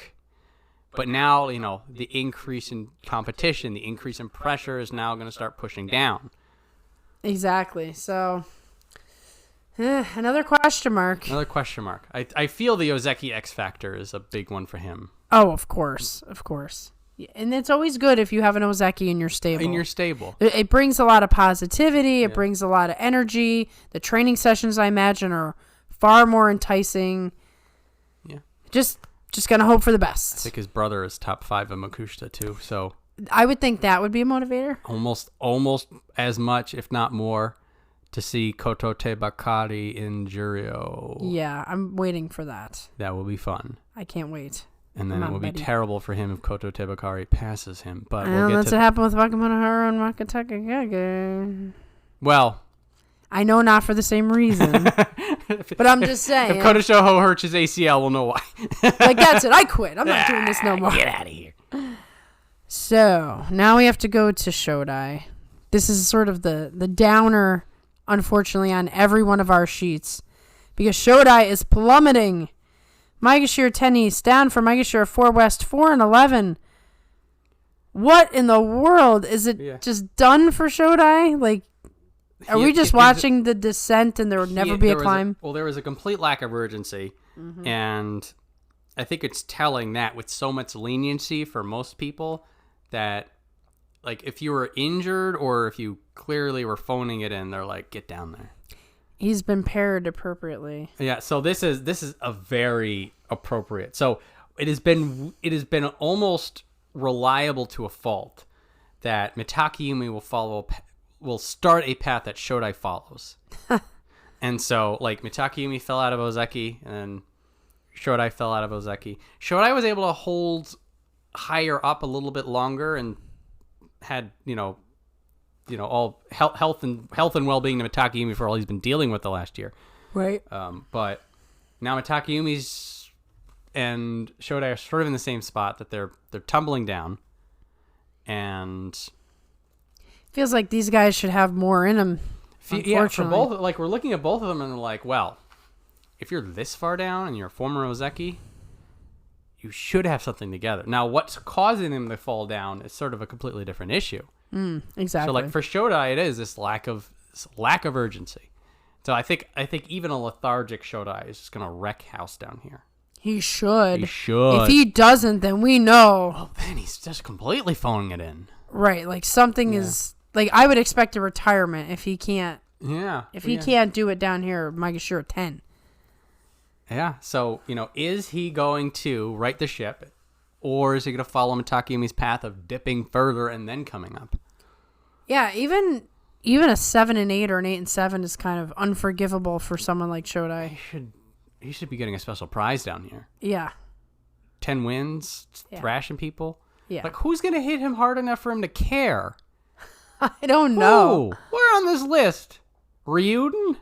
Maybe? I don't know about that. I mean, there's a lot of beat up guys. There's young guys and beat up guys down here. You should not. Like, you've got to go up if you want to find somebody who should be giving him a real fight. Yeah. So he should do well, I'm sort of looking at Shodai. I'm like, this is one of the easiest days in the office you're gonna get. You better show up. Punch your card, you know? Yeah, if something bad happens now, I'm like, okay, what? It's one of those, okay, what is going on? Yeah, one has to wonder if Shodai really wants to do sumo anymore. Can't relax too much, buddy. You gotta firm up. Yeah. Gotta firm up. And I would say the same for Mitakayumi. It's slightly different, like you said, but Maegashira 10 West, down from Maegashira 9 West with a 6 and 9. So he got some favorability there. He keeps saying things. It's like, oh no, this next tournament's gonna be the one. I'm still thinking about getting back to Ozeki. Like, this is the weird difference between the two of them, because, like, Shodai, you can tell he doesn't even do an interview. He's like, yeah, whatever. Yeah, like, also, like, Shodai, sort of like the way he fights. He's just like, oh, some days it's there, sometimes it's not. Oh well, there's no. Yeah, he gets fired up on some matches, but again, I feel like it's just like he only gets fired up when he wants to. Right. And then conversely, we go to Mitakayumi, who's very hot and cold. And we had that stint in November that we thought something was going to happen. It didn't happen, which is unfortunate. Yeah, I don't know with Mitakayumi if it's just it probably is a motivation thing. He's always been, dinged for lack of practice. And that's the thing. In real life, we're not all very good. Like some of us are talented in areas, and we could be amazing if we tried harder. Why would that not exist in sumo? I mean, it could be. But it's the disconnect between Takayumi going in interviews and just like, I got this, guys, the next one. And then the sumo. Mm-hmm. Sometimes he gives up. Sometimes he fights like he's still Ozeki. Right. And you never know on a given day when that's going to happen. So that's that weird disconnect. That's sort of the thing he needs to figure out. Either unplug completely and do what Shodai's doing and just have fun. Right. Or, wake up a half hour earlier and do another 200 foot stamps. Exactly. And get it. Exactly. Get it. It's a shame. I mean, it's one thing to say, weird. Oh, well, he wasn't really Ozeki material, to be in Maegashira 10. Maegashira 10. Ay. Well, best of luck to Takayumi as well. I mean, it just takes, it is that mental click, maybe that physical thing, maybe the long COVID goes away. Yeah. And you could, of the two of them, you would believe that Takayumi is the one who could make the run for it again. Oh, yeah. No one has any faith in Shodai, but Takayumi, it's you have it in you. It's still there. It's not like something happened. So, we're ragging on you, Takayumi, but we haven't left your corner. We're not Asashoryu. We're not. I promise. We are literally fans just trying to just push you a little bit. Yeah. If we ever turn into Asashoryu, we're gonna need an intervention. We're gonna have the sumo community comes. We're like, two of you guys need to sit down. You're not yourself lately. Actually, I just had a brilliant idea. One of these podcasts, we need to be Asashoryu the entire podcast, and just say things as if we were Asashoryu. This is the problem with there not being an April Basho. I know. We can't do an April Fools. Well, we could just show up. I mean, this is we could just show up and just do a 10-minute video where we just pretend to be Asashoryu for April. Speed opinions. Yes, Asashoryu's guess the Banzuke. Yeah, well, he sucks, so he's not going to get Maegashira 1. He's a little wimp. He doesn't, he didn't cut his leg got cut off and he's not out there. He lost the last 3 days. I would have won those last 3 days. What do you mean he has the flu? I would have just taken some Tamiflu and got in there anyway. I don't care if it's contagious. God, he's a wild guy. I'm glad to see Asashoryu is not softened. No, I mean you need all kinds of characters. You do. If everybody was the same and followed the same prescription, it would not be nearly as fun. Asashoryu's gonna be that dynamic, until the day he's gone. Yes, even after he's gone, his quotes will outlive him. Oh yeah. They'll go to the wake and then they'll pull a cassette tape out and just okay, you bums who are here. Why are you even here? Here's what I really think about you. I don't like any of you. And you, get out of here. You owe me money. Drop it in the coffin. That's right. I'll take it with me. Oh, we have too much fun, I think. Yeah, not enough, maybe. Maybe. Yeah, once we start bringing him into it. So, someone who is not having fun. Ichi Yamamoto. Maegashira 11 East, down from Maegashira 7 East, 5 and 10. It's really not as bad of a demotion as it could have been. Could have been. He was pure panic. When you looked you can almost see the fear in his eyes. It was the Ichi Yamamoto we expected to keep seeing, and he temporarily got out of that to start doing extremely well. This is what is going to be interesting for me in March, and sort of almost what I'm afraid of as an Ichi Yamamoto fan, because that November was pristine. Mm-hmm. And then you go to the January and he's all over the place. But now here, he should be good. Should be good again. He should if November was the reawakened Ichi Yamamoto 2.0, then it should be another one of those 11 and 4s. Looks really good. If we get another weird wishy-washy pulling all over the place 8 and 7, 9 and 6, or even worse, then it's maybe November was the fluke. I am not super optimistic about Ichi Yamamoto. That's not to say that I think he'll do bad down here, but I don't necessarily expect a rise, a giant rise. Yeah, I don't know. But who knows? I'm a little scared to know the truth. I'm going to get that truth whether I want it or not. Isn't that funny how time just moves forward whether you're ready or not?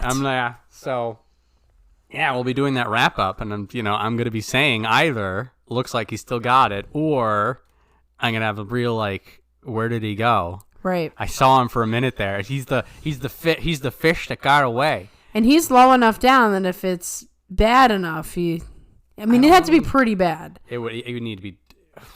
Yeah, I don't. Even a 5 and 10, I think he's okay.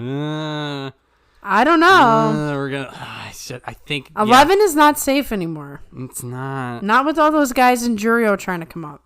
Most of them are here, but yeah, I'd say I'd say a lot of the other guys are down. Worse than 6 and 9, I think maybe he's in trouble. But yeah, like a 4 and 11. Yeah, we don't want another. Yeah, we don't want any more of those. Yeah, so we'll see. We'll see. We once again another question mark. We don't know who Ichi Yamamoto really is. Neither does he. So that doesn't help anything. Well, he's not Abi. He's not Abi. Despite the eerie similarities, I will remember that fight. I know. He can fall down in the Juryo and be gone forever, and that will upset me greatly. But the fact that he got high enough for that Ichi Yamamoto versus Abi fight. I know. I got to go back and watch that again. Carrying that with me. I do actually have that recorded. To my dying days. I will have to watch that again. Oh, so good. Okay, so now we have Sadano Umi, Maegashira 11 West, down from 10 West with the 6 and 9. Once again, I'm amazed. There's no way to do this Guess the Banzuke without having some sort of inner something. Because why do some guys... I know there's a formula, but... This was a real feast or famine in was. January. So, the top was a mess. The bottom was a mess. The middle was okay. And then and then you had the people who... should be winning. Yep. You had your Onosatos with the 11 and 4, and then you had... So people with the 7 and 8s, the 6 and 9s, so they did well enough. Right. So Sadano Umi, 6 and 9, gets a nice little gentle drop. He's a veteran though, so he's in a good spot considering what we think his skill level is at this point. Mm-hmm. But still, as a veteran, I do worry every single time. Is he going to fade greater in this particular? The fade is starting to eclipse. Yeah. And I was looking through. I'm like, oh no, he'll bounce out from this. I don't think he's gotten double-digit wins in 2 years. Yikes! It's been all 8 and 7s, a 9 and 6 in 2022. He could probably beat Ichi Yamamoto, Mitakeyumi Shodai. Now, that's not a guaranteed with Mitakeyumi or Shodai. It's a... Because you don't know, that might be the day they show up. And this is Sadanomi's problem, is that he can't dictate pace like he used to. Right, so he needs other people to be doing bad. So he needs a little bit of the enemy sort of throwing it out a bit, and then he can do his sumo. And... yeah, so I am expecting a nice veteran 8 and 7, 7 and 8, giving some of these young people a task, but also not expecting a breakaway. That the dark horse Sadano Umi, I think is finally is passed. gone. Yeah, I don't like it, but he's still fun to watch. He's still got the good sumo, and if he gets the opportunity, he can still chuck people like they're garbage. Right. So it's just a matter of everything aligning properly for Sadano Umi. Yes. Now, Shonana Umi, Maegashira 12 East, massive demotion down from Maegashira 6 West, 4 and 11. Was he was sick? Was that? I don't know. He was weird. That's all we can say. He didn't look injured. He was not there. But he was not there. He was not there. He was not fighting the way we knew him to fight. He might have had the flu. How does just Takayasu get it and nobody else? Possible. Sometimes you might be fighting sick and you don't even realize it. Because everybody has a different response. So maybe he was sick. Yeah. I'm going to go for that. All signs point to January was some weird anomaly. He's going to brush himself back up and he's going to go right back up to 5, 6, 7, 8. Right. There's no way. That he was far too consistent. The consistency, the way he handled pressure, that's what made him so interesting when he showed up. And he's a big dude. He's big. So it doesn't... The thing is, if he has another weird falter, then just something has fundamentally broken him. Right. And it is a complete collapse. Right. Something is so very, very wrong. So I would say anything less than an 8 and 7 out of him, and there's something wrong. Something way wrong. or some of the people down here have got their mess together. But I think he's gotta. Yeah, this would not make sense at all. Yeah, like him. I'm hoping this is not some catastrophe that we're just watching. Right. Every once in a while, you have to be aware that something weird that you didn't expect to happen will happen. Somebody will leave unexpectedly. Someone will have a problem all of a sudden. Somebody retires out of nowhere. You don't know, and hopefully Shonan Naomi is not in that boat. Yeah. Well, for better or for worse, like the first 5 days, we'll know. Because Shonan Naomi should be 5-0. Right. It's in that second week if they throw some harder people whatever, at him. But even so, he's so far down. He's so far down. Like he'll get like a 10-5 if they start needing to throw the upper ranks at him. So that's the thing. So the mystery will not last long. Like if he's 0-3 or something like down here, we're just like, okay, there's something. Or if he pulls out right away or doesn't start. Yeah. So then we'll know there's an injury. Then we'll know. But otherwise, until then, all signs point to him kicking a bunch of butt and looking good doing it. Yes. We hope. Shimazuumi. It's the double U. Maegashira 12 West, up from Maegashira 17 East, 9-6. This is a pleasant surprise. Yes. We went from like, who knows what he can do, to like an actual decent record, a nice jump up. Big, nothing but positives, I guess. I mean, I don't want to see him get knocked down, but he's still low enough that if he's as decent as he was in January, he might have some opportunity to climb a little bit more. I think he was one of those guys that they were just stuck with injuries forever. Right, and just couldn't. And so, like, he had the talent, he had the will, he had he had the mind and the spirit. It was all there. It was just the body failed him. And I'm thinking now it's finally the body's caught up.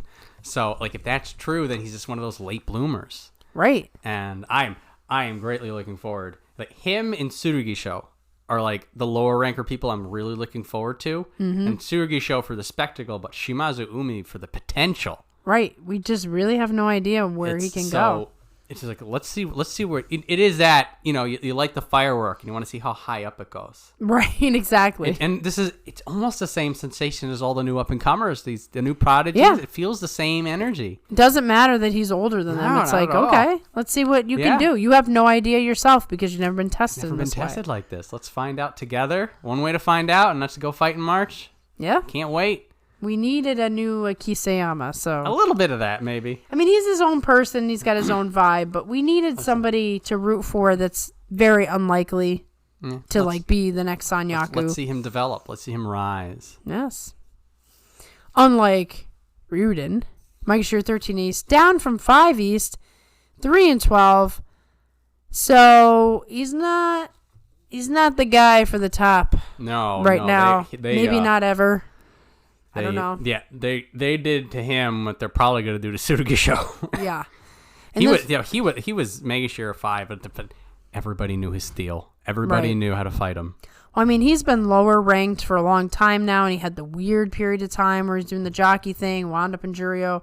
So he's already not a consistent guy, but has been around long enough that everybody's seen him fight.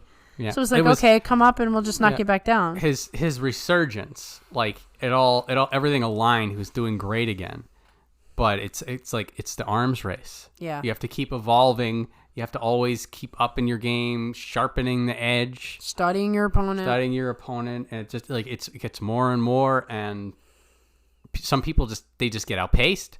Right. I'm not saying Ryuden's not trying. Clearly, he's evolved the craft, but now it's they evolved against him. Right, they evolved more. And it doesn't seem like that's something you can control. No, you can't control the fact that some people are just better than you. Yeah. And so optimistically, he's in a perfect position to rebound. Get a nice, healthy, if nothing else, get the bad taste out of your mouth from that. Right. Because, he was... Yeah, he got trounced. He got trounced. He gave it his all every day, but that was a beat up. Yeah. It was a beat up. It's like, hey guys, I'm fighting Ryuden today. Yeah. So Ryuden gets marched to brush himself off, get back to his winning ways. Maybe he can take a little breather. A little bit of a breather. Throw some people around. Doesn't do crazy. You don't need double digits out of him. No.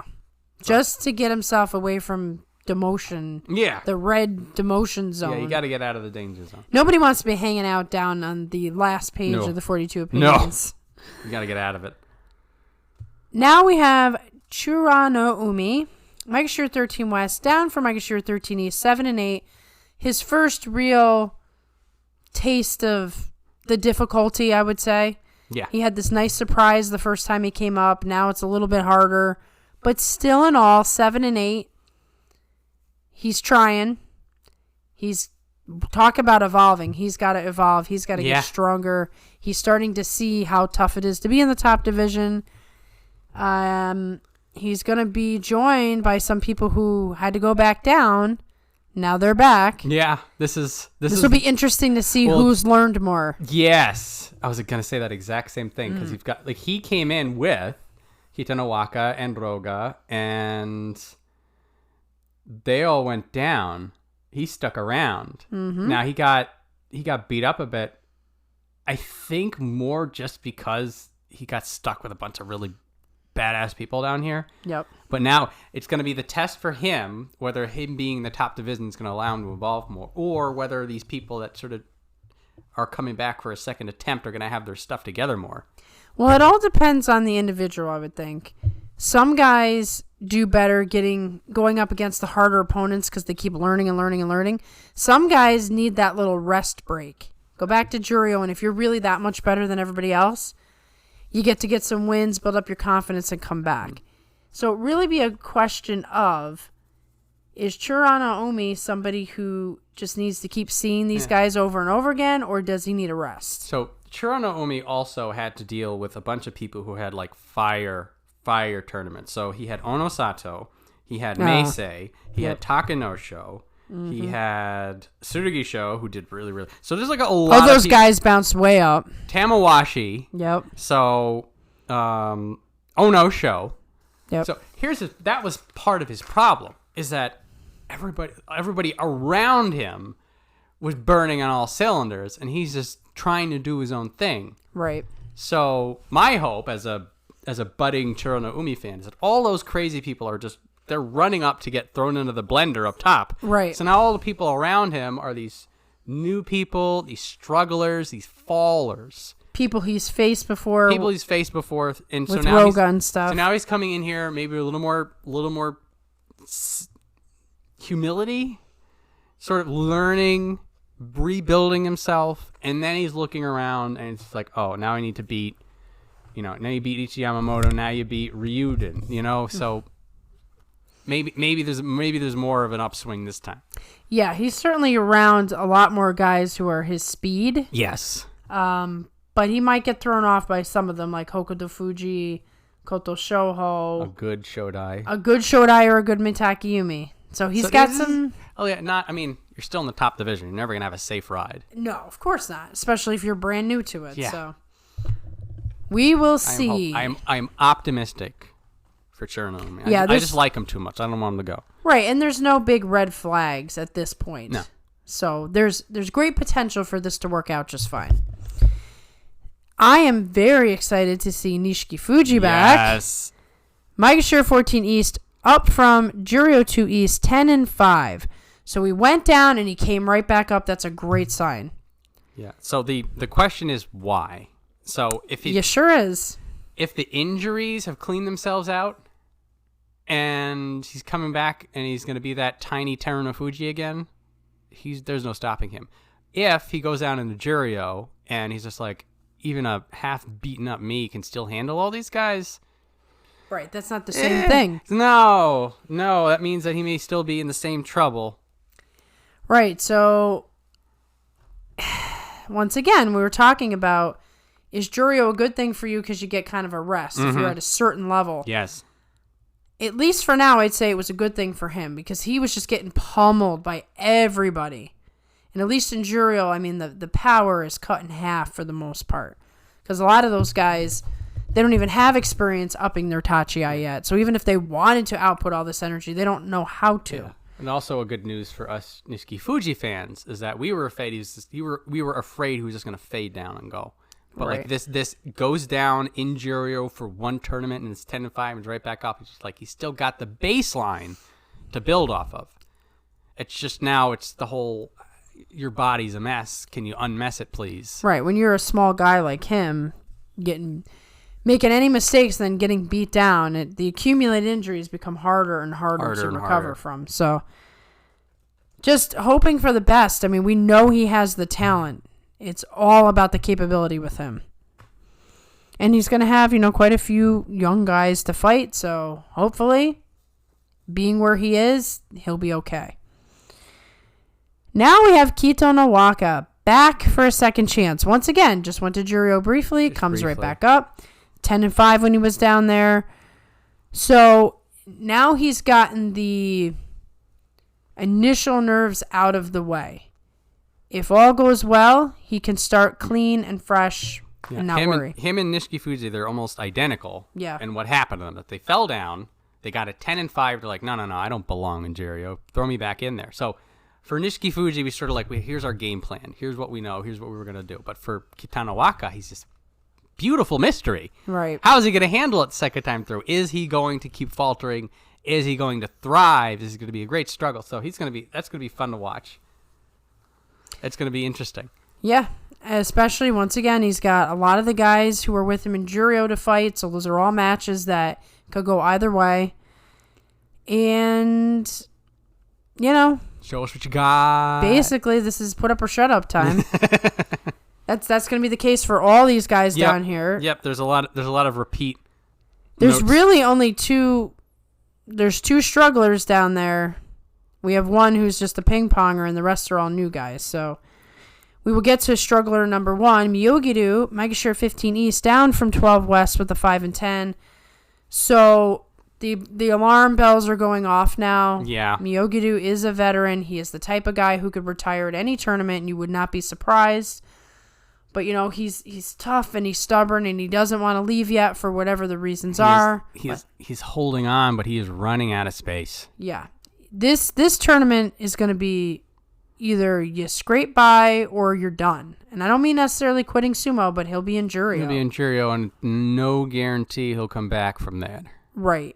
And not many guys want to do that. Like guys of his caliber. Yeah. I mean, he can go hang out with... Aoyama? He's still down there. No, he's way down there. Oh, Chiyomaru, I think, is still there. Oh, yeah, Chiyomaru is still there. Yeah, we'll look. We'll look at Juryo. Aqua's still there, so he'll have some people to hang out with. But yeah, it's for being on 42 Opinions, it's looking grim for Myogiru. Yeah, it could be our last time having a conversation in this tournament. So I think a 7 and 8, maybe a 6 and 9, but we're way too low. Way too low. Yeah, I think a 6 and 9, and he's done. 7 and 8, even. Maybe. It depends. When we look at Juryo, we'll get an idea. Yeah, at that point also, like, it's when you start losing that far down, like, your fate's no longer in your hands. Right, you're waiting for everybody else to have a bad day. Yeah. And I do not think that Roga is going to necessarily have a bad day, but we'll see. Maegashira 15 West, up from Juryo 3 East, 9 and 6. Down and back, always a good sign. Yes. But I didn't see anything from Roga when he was in the top division that got me excited. He was really all nerves. Yeah. I think he was just completely the entire time blanking. We could not see the Roga who had earned his spot. Yeah. So if you see some of his matches in Juryo, he's much more confident. And right. Now, like we were saying for Nishikigi, is he more confident because he's able to fight these people because they're in Juryo, or is he more confident because the pressure's not on? And that's what we're going to find out. Right. Hopefully a second time around you would feel less tension. Once again, fighting a bunch of guys he already knows. Yep. He's seen Nishikigi last tournament. Maybe seen Diamami. Obviously Churnano Umi. He's probably had a little bit of a competition going now because of what happened. Myogiru's fading. Kotonowaka he's seen before. So he's in a decent place that if he can really output his sumo and just calm down, he probably could get himself an 8 and 7 at the very least. But he's got to earn it. He is far too low to make a single mistake. Yeah, well, I mean, it's up to him to take that Juryo sumo and bring it with him. Right, exactly. And kick it up a notch, too. Yeah, probably. Now we have a sad one. Endo, Maegashira 16 East, down from 13 West, 5 and 10. So he's been in the top division a long time. and he's still somewhat young. He's not, 40-year-old Tamawashi, but he's had years and years worth of injuries. He's slowing down really quick. He is definitely on an alarm list for me because he is. Endo has a lot of prospects outside of sumo. He's very popular. He could probably go on TV or something, or he could, he could run a restaurant or something if he wanted to. So Endo's the type of guy that I worry about could just say, you know what, I'm done. And with a record like that, 5-10, he's got going for me as all these young guys to fight. But I mean, he looked terrible in the last tournament. He looked bad. I think he has elder stock, by the way. Oh, he has elder stock. I did not know that. I think. Okay. Don't hold me to that. Somebody fact check me. But they will. They all know the elder stock situation. They know this stuff better than I do. But thank goodness for them. I was looking, and this was a while ago, and so this is why I'm not too confident on it. But I think I was looking into the Hakuho shuffle because like he was Miyagino, and then he was Magaki first. Magaki, and then he was Miyagino, and I was like, what's all this stuff? And there was other people. There was some point that like there was a whole bunch of things getting shuffled. I'm like, I'm just gonna look at these things, and I was like, oh, Endo. That doesn't surprise me though. Between like him making money and being well connected, that's how you get those things. Or maybe his name was mentioned in like there's people like they're in a queue, there's a waiting list, and some people like they're sharing. Anyway, trading them like Pokemon cards, something like that. In terms of the sumo, like you feel like this far down on Juryo's doorstep, surely here he should be okay. Right, unless there's something seriously wrong. And then if it's not okay here, if he goes down to Juryo, surely he'll do fine there, right? We're in a weird spot with Endo. We're just like, okay, how low is the bar when he finally just passively starts winning? Right, and the truth about Endo is he's a super talented guy. He's not like some of these other guys. So if he's not fighting well, it's his body's falling apart. He's falling apart, yeah. He's physically unable to do sumo anymore. And some guys, it doesn't matter your age. That's what ends up happening. So hopefully that's not the case. It's pretty alarming to see him that far down. Well, it's come down to this. It's just like, is he healthy enough to stay in the top division? That's the question for March for Endo. It sucks. It does. It sucks. Eventually we get to this point with every wrestler. I'm not ready for Endo. Me either. I feel like we've had a lot of I need a couple more years of him before I can really have this conversation. I know. It's like some people they just go. The endurance is not. No. It doesn't work. It doesn't end up happening. So Endo, big question mark. Can't even say what's going to happen. We know talent wise he should be fine, but we don't know about his condition. So now we have Daimami, Maegashira 16 West, up from Juryo 1 East, 8-7. Yeah, he's a short-time top divisioner. He shows up for a little while, and then he gets knocked back down. And he stays down there for a while. Yep. And then he finds a way back up. He's like a guest. I think it's a year since he was here last. Like, the longest stint that I could find was like 6 months. Wow. I remember him when we first started. Yeah. Started watching, not even starting the podcast. Yeah. Oh, yeah. All the way back then. He was more consistent back then. Yeah. Nowadays, it is more of a special guest Daimami. Yeah. He's a special guest. He's fun. He's nice and big. And yeah, I have no clue what he's going to do. No, it's his veteran stuff. Now, he does have it's because it's been a year, there could be a new trick up his sleeve. There could be. He might have learned some things in Juryo. I'll be looking at him and I'll be like, okay, buddy, show me something before you leave. Yeah, you think you could stay another 6 months, maybe? Hey, he can.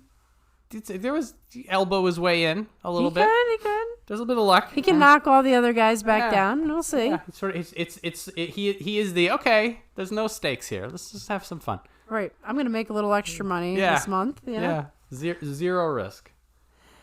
And finally, we have Takerufuji, Maegashira 17 East, up from Juryo 10 East, a massive promotion because he won the Yusho.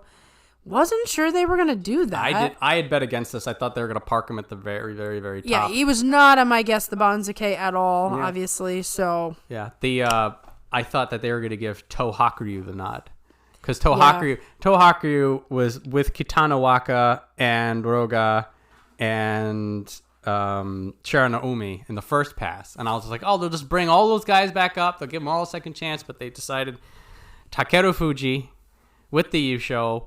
Also, another one of those like dynamic rising stars. Well, he's in Isegahama, so Yeah, you had to be a little bit of a push for that too, I would think. Maybe a little bit, which is interesting because Isegahama doesn't do that stuff anymore. So it's they're just doing it because they like him. But considering that Takanosho has left the top division and broken my heart, at least we have a Takerufuji. Yeah, they to fill the void. They did a dozy-do. So one goes up, one goes down. It'll be very exciting to see him. He's only been in sumo like a year and something. Yeah, because he doesn't look like he has a top knot. I think he does. Hang on, let's give him a look. It's one of those mini top knots. Okay, like so he'll have flat. something. But yeah, look at this. Wow.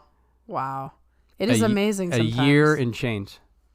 And so what's also interesting is he starts in Jonokuchi. He starts at the very bottom, but then he just win. Yeah, like win. I was going to say, is he one of those college guys? So he was in Juryo for one tournament. Wow, that's nuts. That's why I didn't think that they were going to do this. Yeah, make him hang out in Juryo a little bit. I figured give him two tournaments in Juryo just on principle. But do they really think he's that good is the question. That's what that tells me. Now, the only people he lost to were Roga and Kotonowaka. That's interesting, too. So, this promotion is the Sumo Association saying he's the newest one.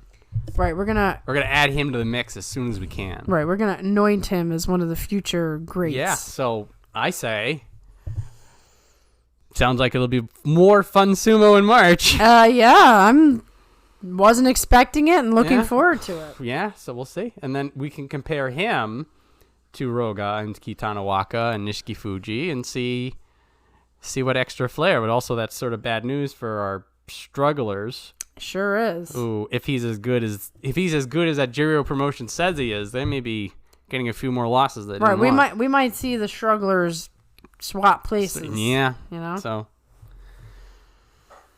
Oh, so sad about the Juryo list. Yep. But all right, so we're gonna have to get into it now. Here's Juryo. The people who fell down was Takanosho. Unfortunately, we had Tomokaze fall down.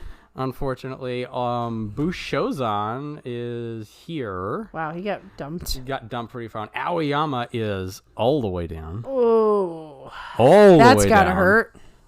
Good news though, while we're down here, Wakatakakage and Hakuho very are good up. to see those names. If they're giving people Juryo 10 promotions on U-shows, that could be some very good news for Wakatakakage. Let's just think about for a second that we have Hakuho and Wakatakakage, both possible U-show winners. Yeah. They're going to fight each other. Yeah. Oh. This is going to be I think they're wild. already. Yeah. It's going to be some, well. I want to see Hakuho against Wakatakakage because that's a real test of that's the first test of I know Wakatakakage's probably lost a step. But that's him fighting a potential Ozeki. That's a pretty good size up.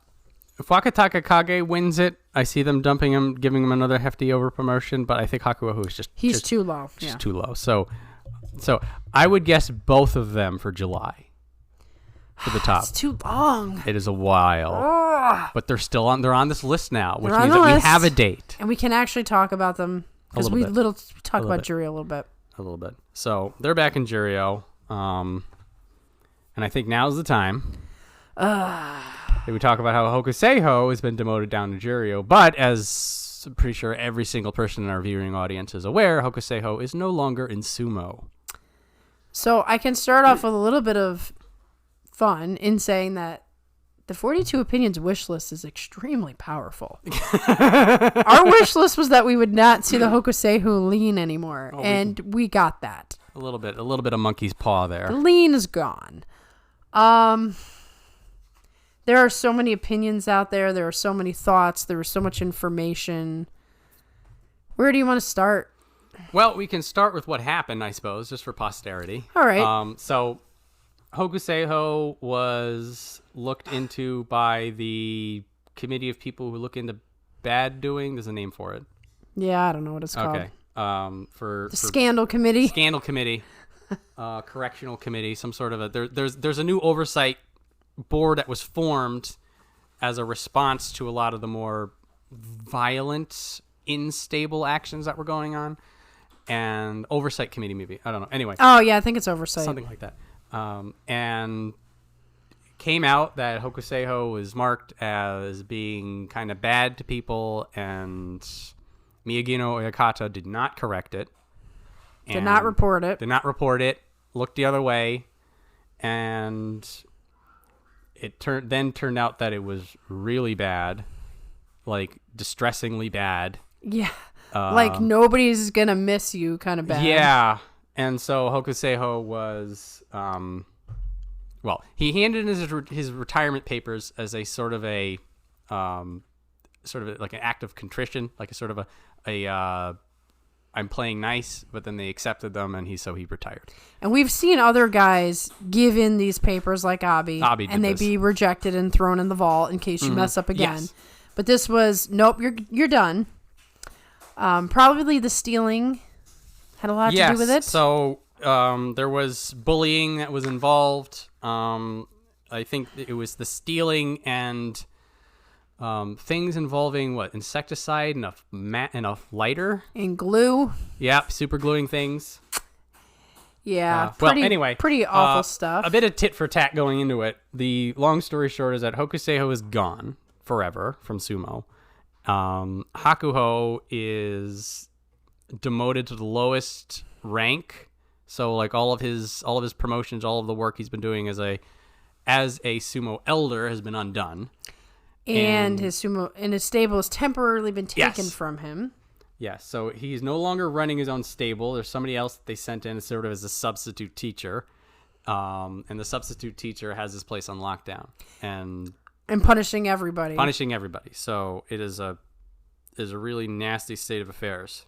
It's very difficult for all sumo fans, I think, this entire situation. Like, whether you pick, Hakuho as the victim, the JSA is doing the right thing, no matter what side you pick on this, it still sucks. I mean, Hakuho is the greatest of all time. No one wants to see him get kicked out of sumo. At the same time, you can't let stuff like that go. So I could do an hour-long rant, so I won't. I've read all the comments and seen all the opinions, but the truth is, to really understand a situation and to really have an opinion, it takes work. So I could not give you the most fully formed opinion. I'm still studying and deciding. But it's really a war between the JSA and Hakuho, and everybody's going to lose because of it. And the people who are going to lose the most, unless they right now make the right decisions to put some pride away and work together, the fans lose, and most importantly, the wrestlers lose. I go back in time to a karaoke bar where certain 3 Yokozuna, including Hakuho, were involved in the scandal that knocked Takanohana out of sumo. This is how the whole bullying thing even became, like, these oversight committees and everything, they really came out of that incident. Yep. And Hakuho did not get punished for that. Kakuryu did not get punished for that. Now, I know Atamifuji was the violent offender. However, they were Yokozuna. We saw Asanoyama get kicked out for going places and showing a bad example. Hakuho and Kakuryu could have been punished in that situation. And Takanohana, Japanese royalty. Not real royalty, but like they were sumo royalty, him and his brother. Didn't matter. You cross the JSA and they will cut you down. The raised nail gets hammered down situation. So, Hakuho has gotten some breaks in the past. However, the JSA is being particularly vicious. It's obvious they have a vendetta with him, and it's obvious that he has a vendetta with them. And who it's going to hurt the most, the person I think about the most, and it is a collective though, is Hakuho. The reason I bring that up is, what happened to Takakeisho? Him and his father spend their entire lives worshiping Takanohana. He's the great Yokozuna. He's going to teach my son. I named my son after Takanohana. Takakeisho gets in there, sees some success.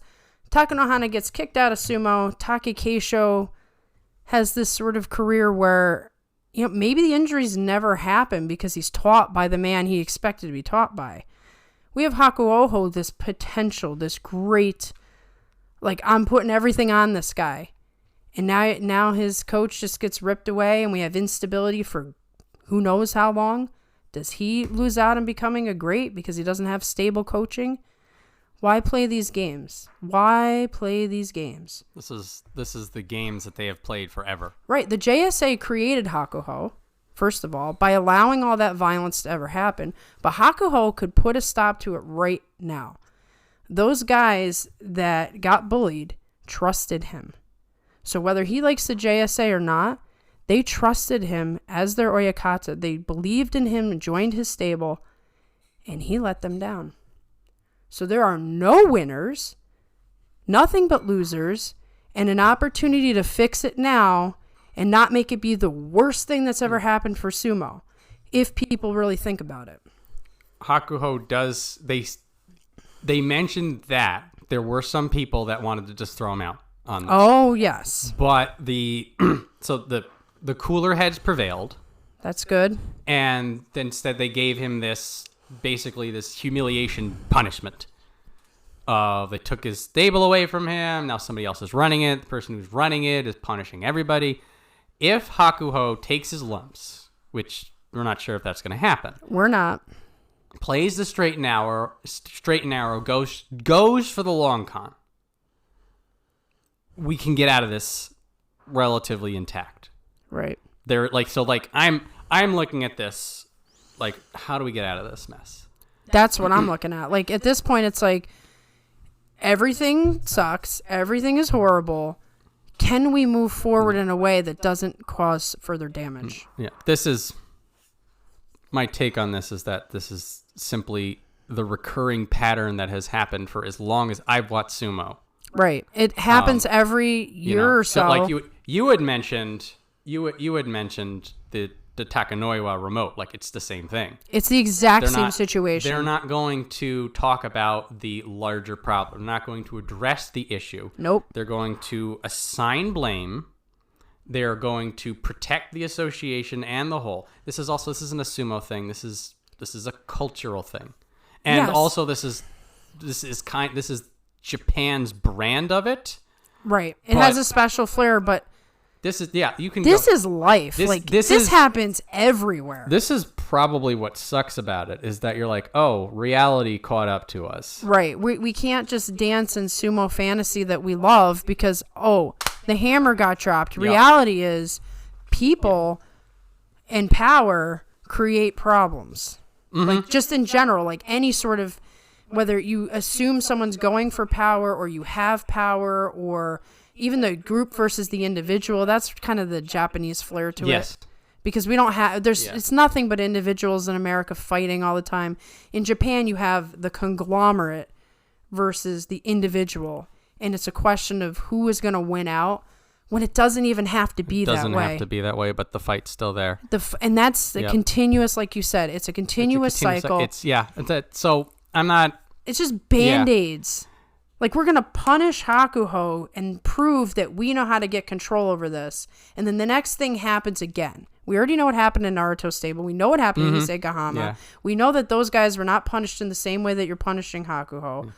So it's like, you're not fixing anything. Do you really want to fix anything? They're not. Well, they're not going to. No. It's the, why are there no ring mats outside the ring? Because nobody's died yet. That's why. Somebody breaks their head open, then the mats come out. They're at least bringing the wheelchair ringside. We got the wing chair. I think we got paramedics now. Like, you've got the doctor who shows up. So, like, there are these Band-Aid fixes. But if you want there to be a large change, then there needs to be obvious, concrete proof that there is a fundamental flaw in the system that needs to be immediately fixed. Otherwise, the system is good because the system has always been good. And that's the mindset that's causing this whole thing. Right. And the problem is, like you said, Hakuho he'd have to swallow his pride for a future gain. Mm-hmm. Because he's not going to win against the JSA. He's not, like, playing power games. He might get some temporary wins, like souring people on sumo, He could probably become a big celebrity somewhere. He might even be able to start his own sumo thing internationally. There are things he can do. He is big enough. But would that satisfy him? Because I don't think it would.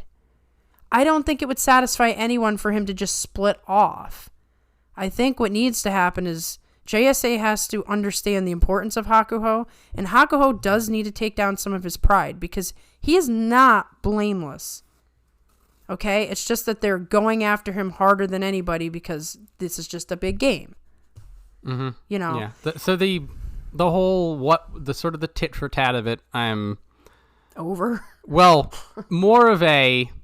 This is what happens when you take a fraternity and a boot camp and you duct tape them together and you throw a bunch of really rowdy, strong teenagers into a blender together. Right. Also, what actually happens behind closed doors, we will never know. We will never know. No. You know, here in the West, no chance in hell am I going to know the complete ins and outs of what goes on behind these closed doors. And this is another country. So that we don't speak the language. Yeah, so you know, yes, everyone was at fault, and yes, the real problem is that we could lose the potential. And there's another thing is that everybody's been on like the Hakuho dream. Yeah, is that he elevates the sport. Like we all know, it's almost something that we can count on as reality. Right. That in 5 to 10 years, he's running the Sumo Association. It's better than it's ever been. And he's got this long list of people that he's helped train, or like that's the happy ending we all wanted. And then here comes the scandal, which still has the potential of throwing Hakuho out of sumo. Right. And sumo's losing popularity as it is. So it's like this could be a defining moment in sumo, whatever decisions are made. And I just hope everybody sits back and really, really thinks about what they really want in the future.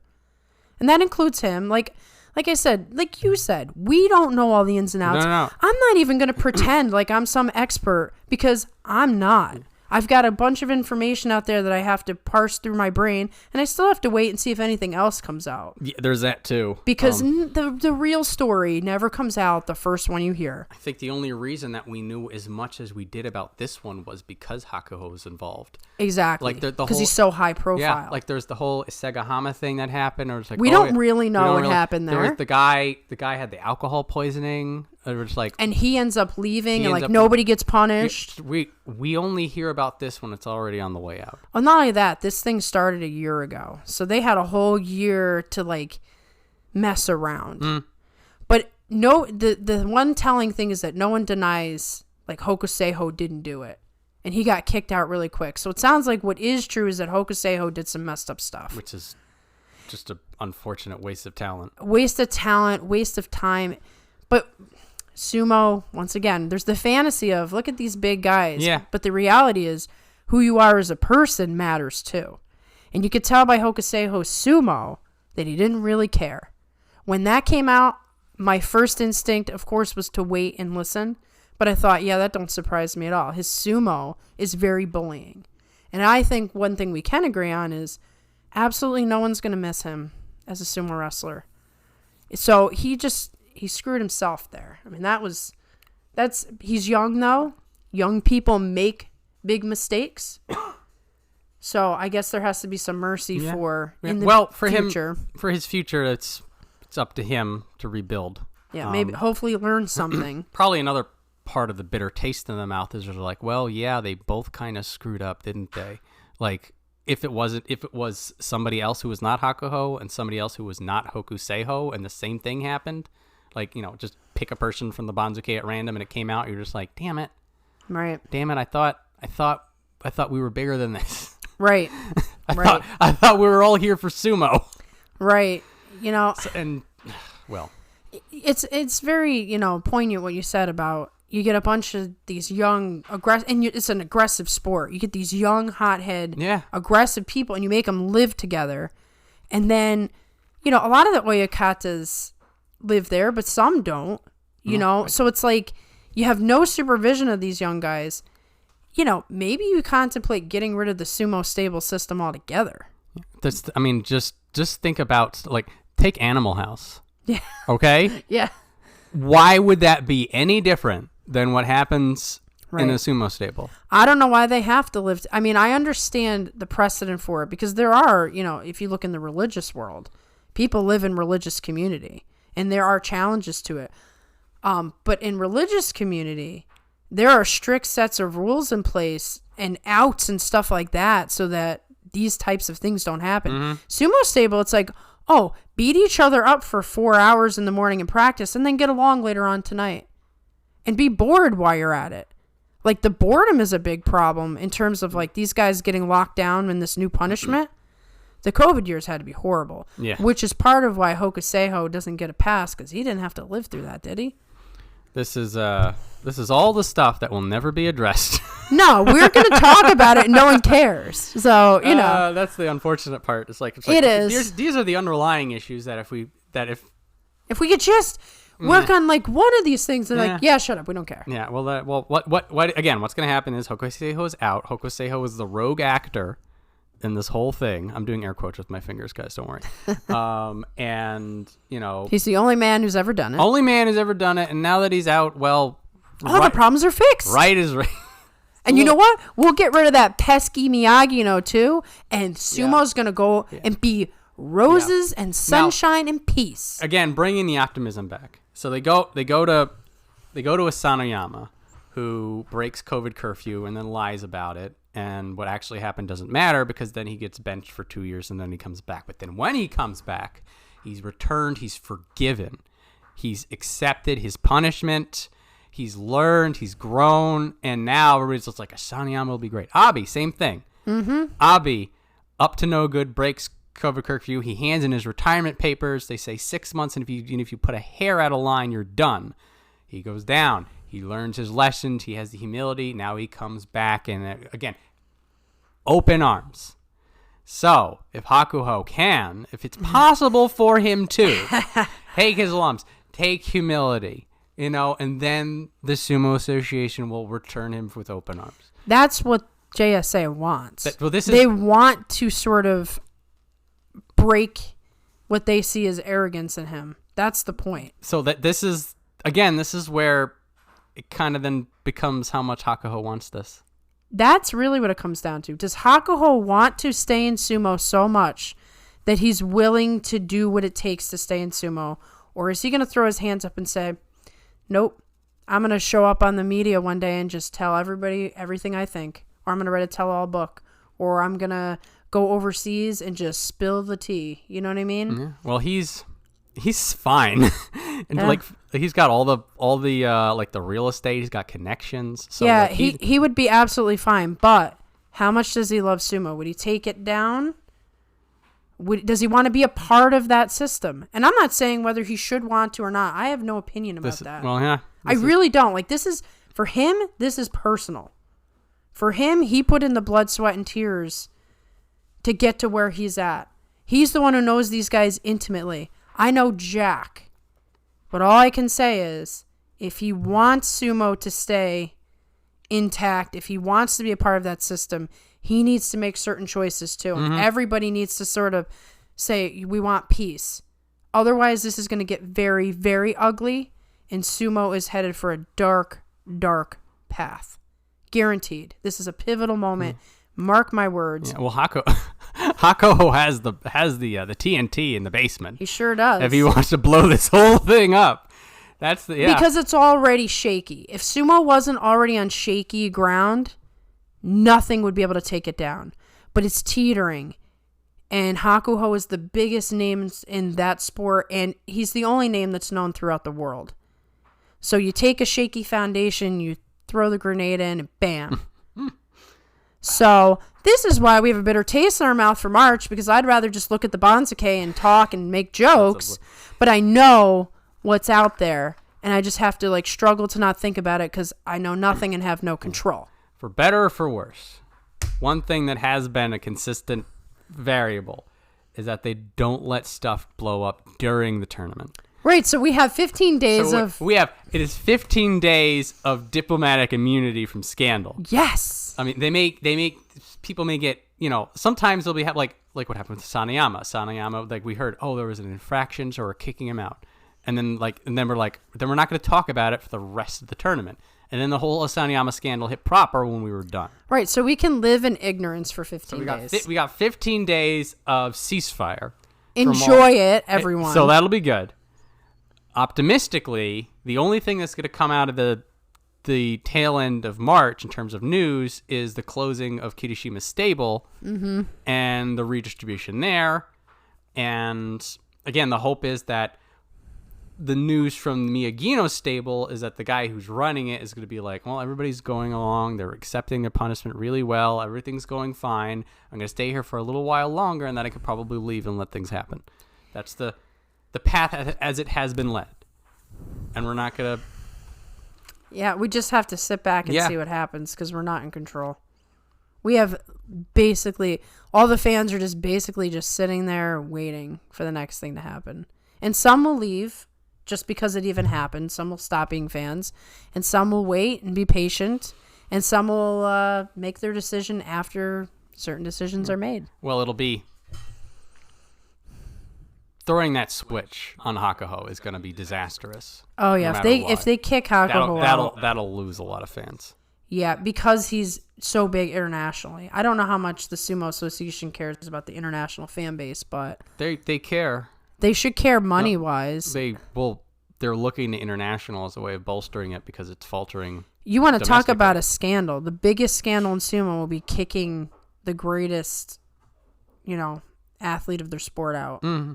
Especially considering you haven't done that to other coaches. If that was the standard, then Hakuho would just have to accept it. It's like, you screwed up, you knew the rules, but there's no standard, and so the JSA has shot themselves in the foot. Yeah, there's just nothing they can do. They created the instability. They continue to not fix it, and therefore they can never be blameless in any situation, no matter what they choose, because they're not consistent. We just need to get through April, I think. Yeah. If we get through April, the March tournament will come and go. If things just sort of quiet down. Yeah, it settles down. Things are nice. Nobody kicks up any more dirt. You get through the March tournament. Nothing crazy happens during the tournament. We're fine.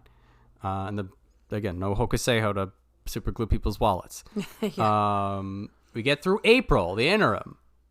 Everything's fine. People are playing by the rules. Everything's nice. Come the end of the May tournament, we should be able to be like, okay, things are moving their way back around, and that's the path. Let's just hope. No news is good news through May. But then if it's too quiet, we have to worry too. I wouldn't worry about it. No? I wouldn't worry. Yeah. Quiet is good in all cases. Then. Because it's going to be news if they fire him, right? True. So if we don't hear any news, he's not fired. What's up with this Takanohana suddenly showing up stuff too? He's just there to stir the pot. He sure is. Him and Hoshoryu, they're the same thing. I'll say this about Takanohana. I don't think he's that different than Hakuho. When I was reading about him and how he had these high ambitions and he tried to become the chairman of sumo, and then all this stuff breaks like maybe half a year after that, the two are very similar in terms of ambition, put it that way. So who knows if Takanohana sees an opportunity with all of this. Could just be having fun. He could be. I mean, his whole life blew up after that, so anyway...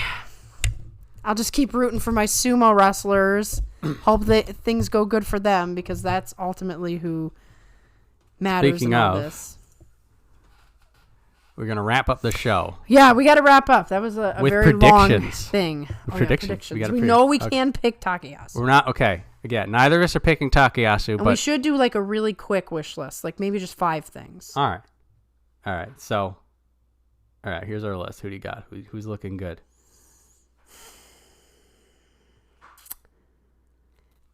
I gotta go with my gut.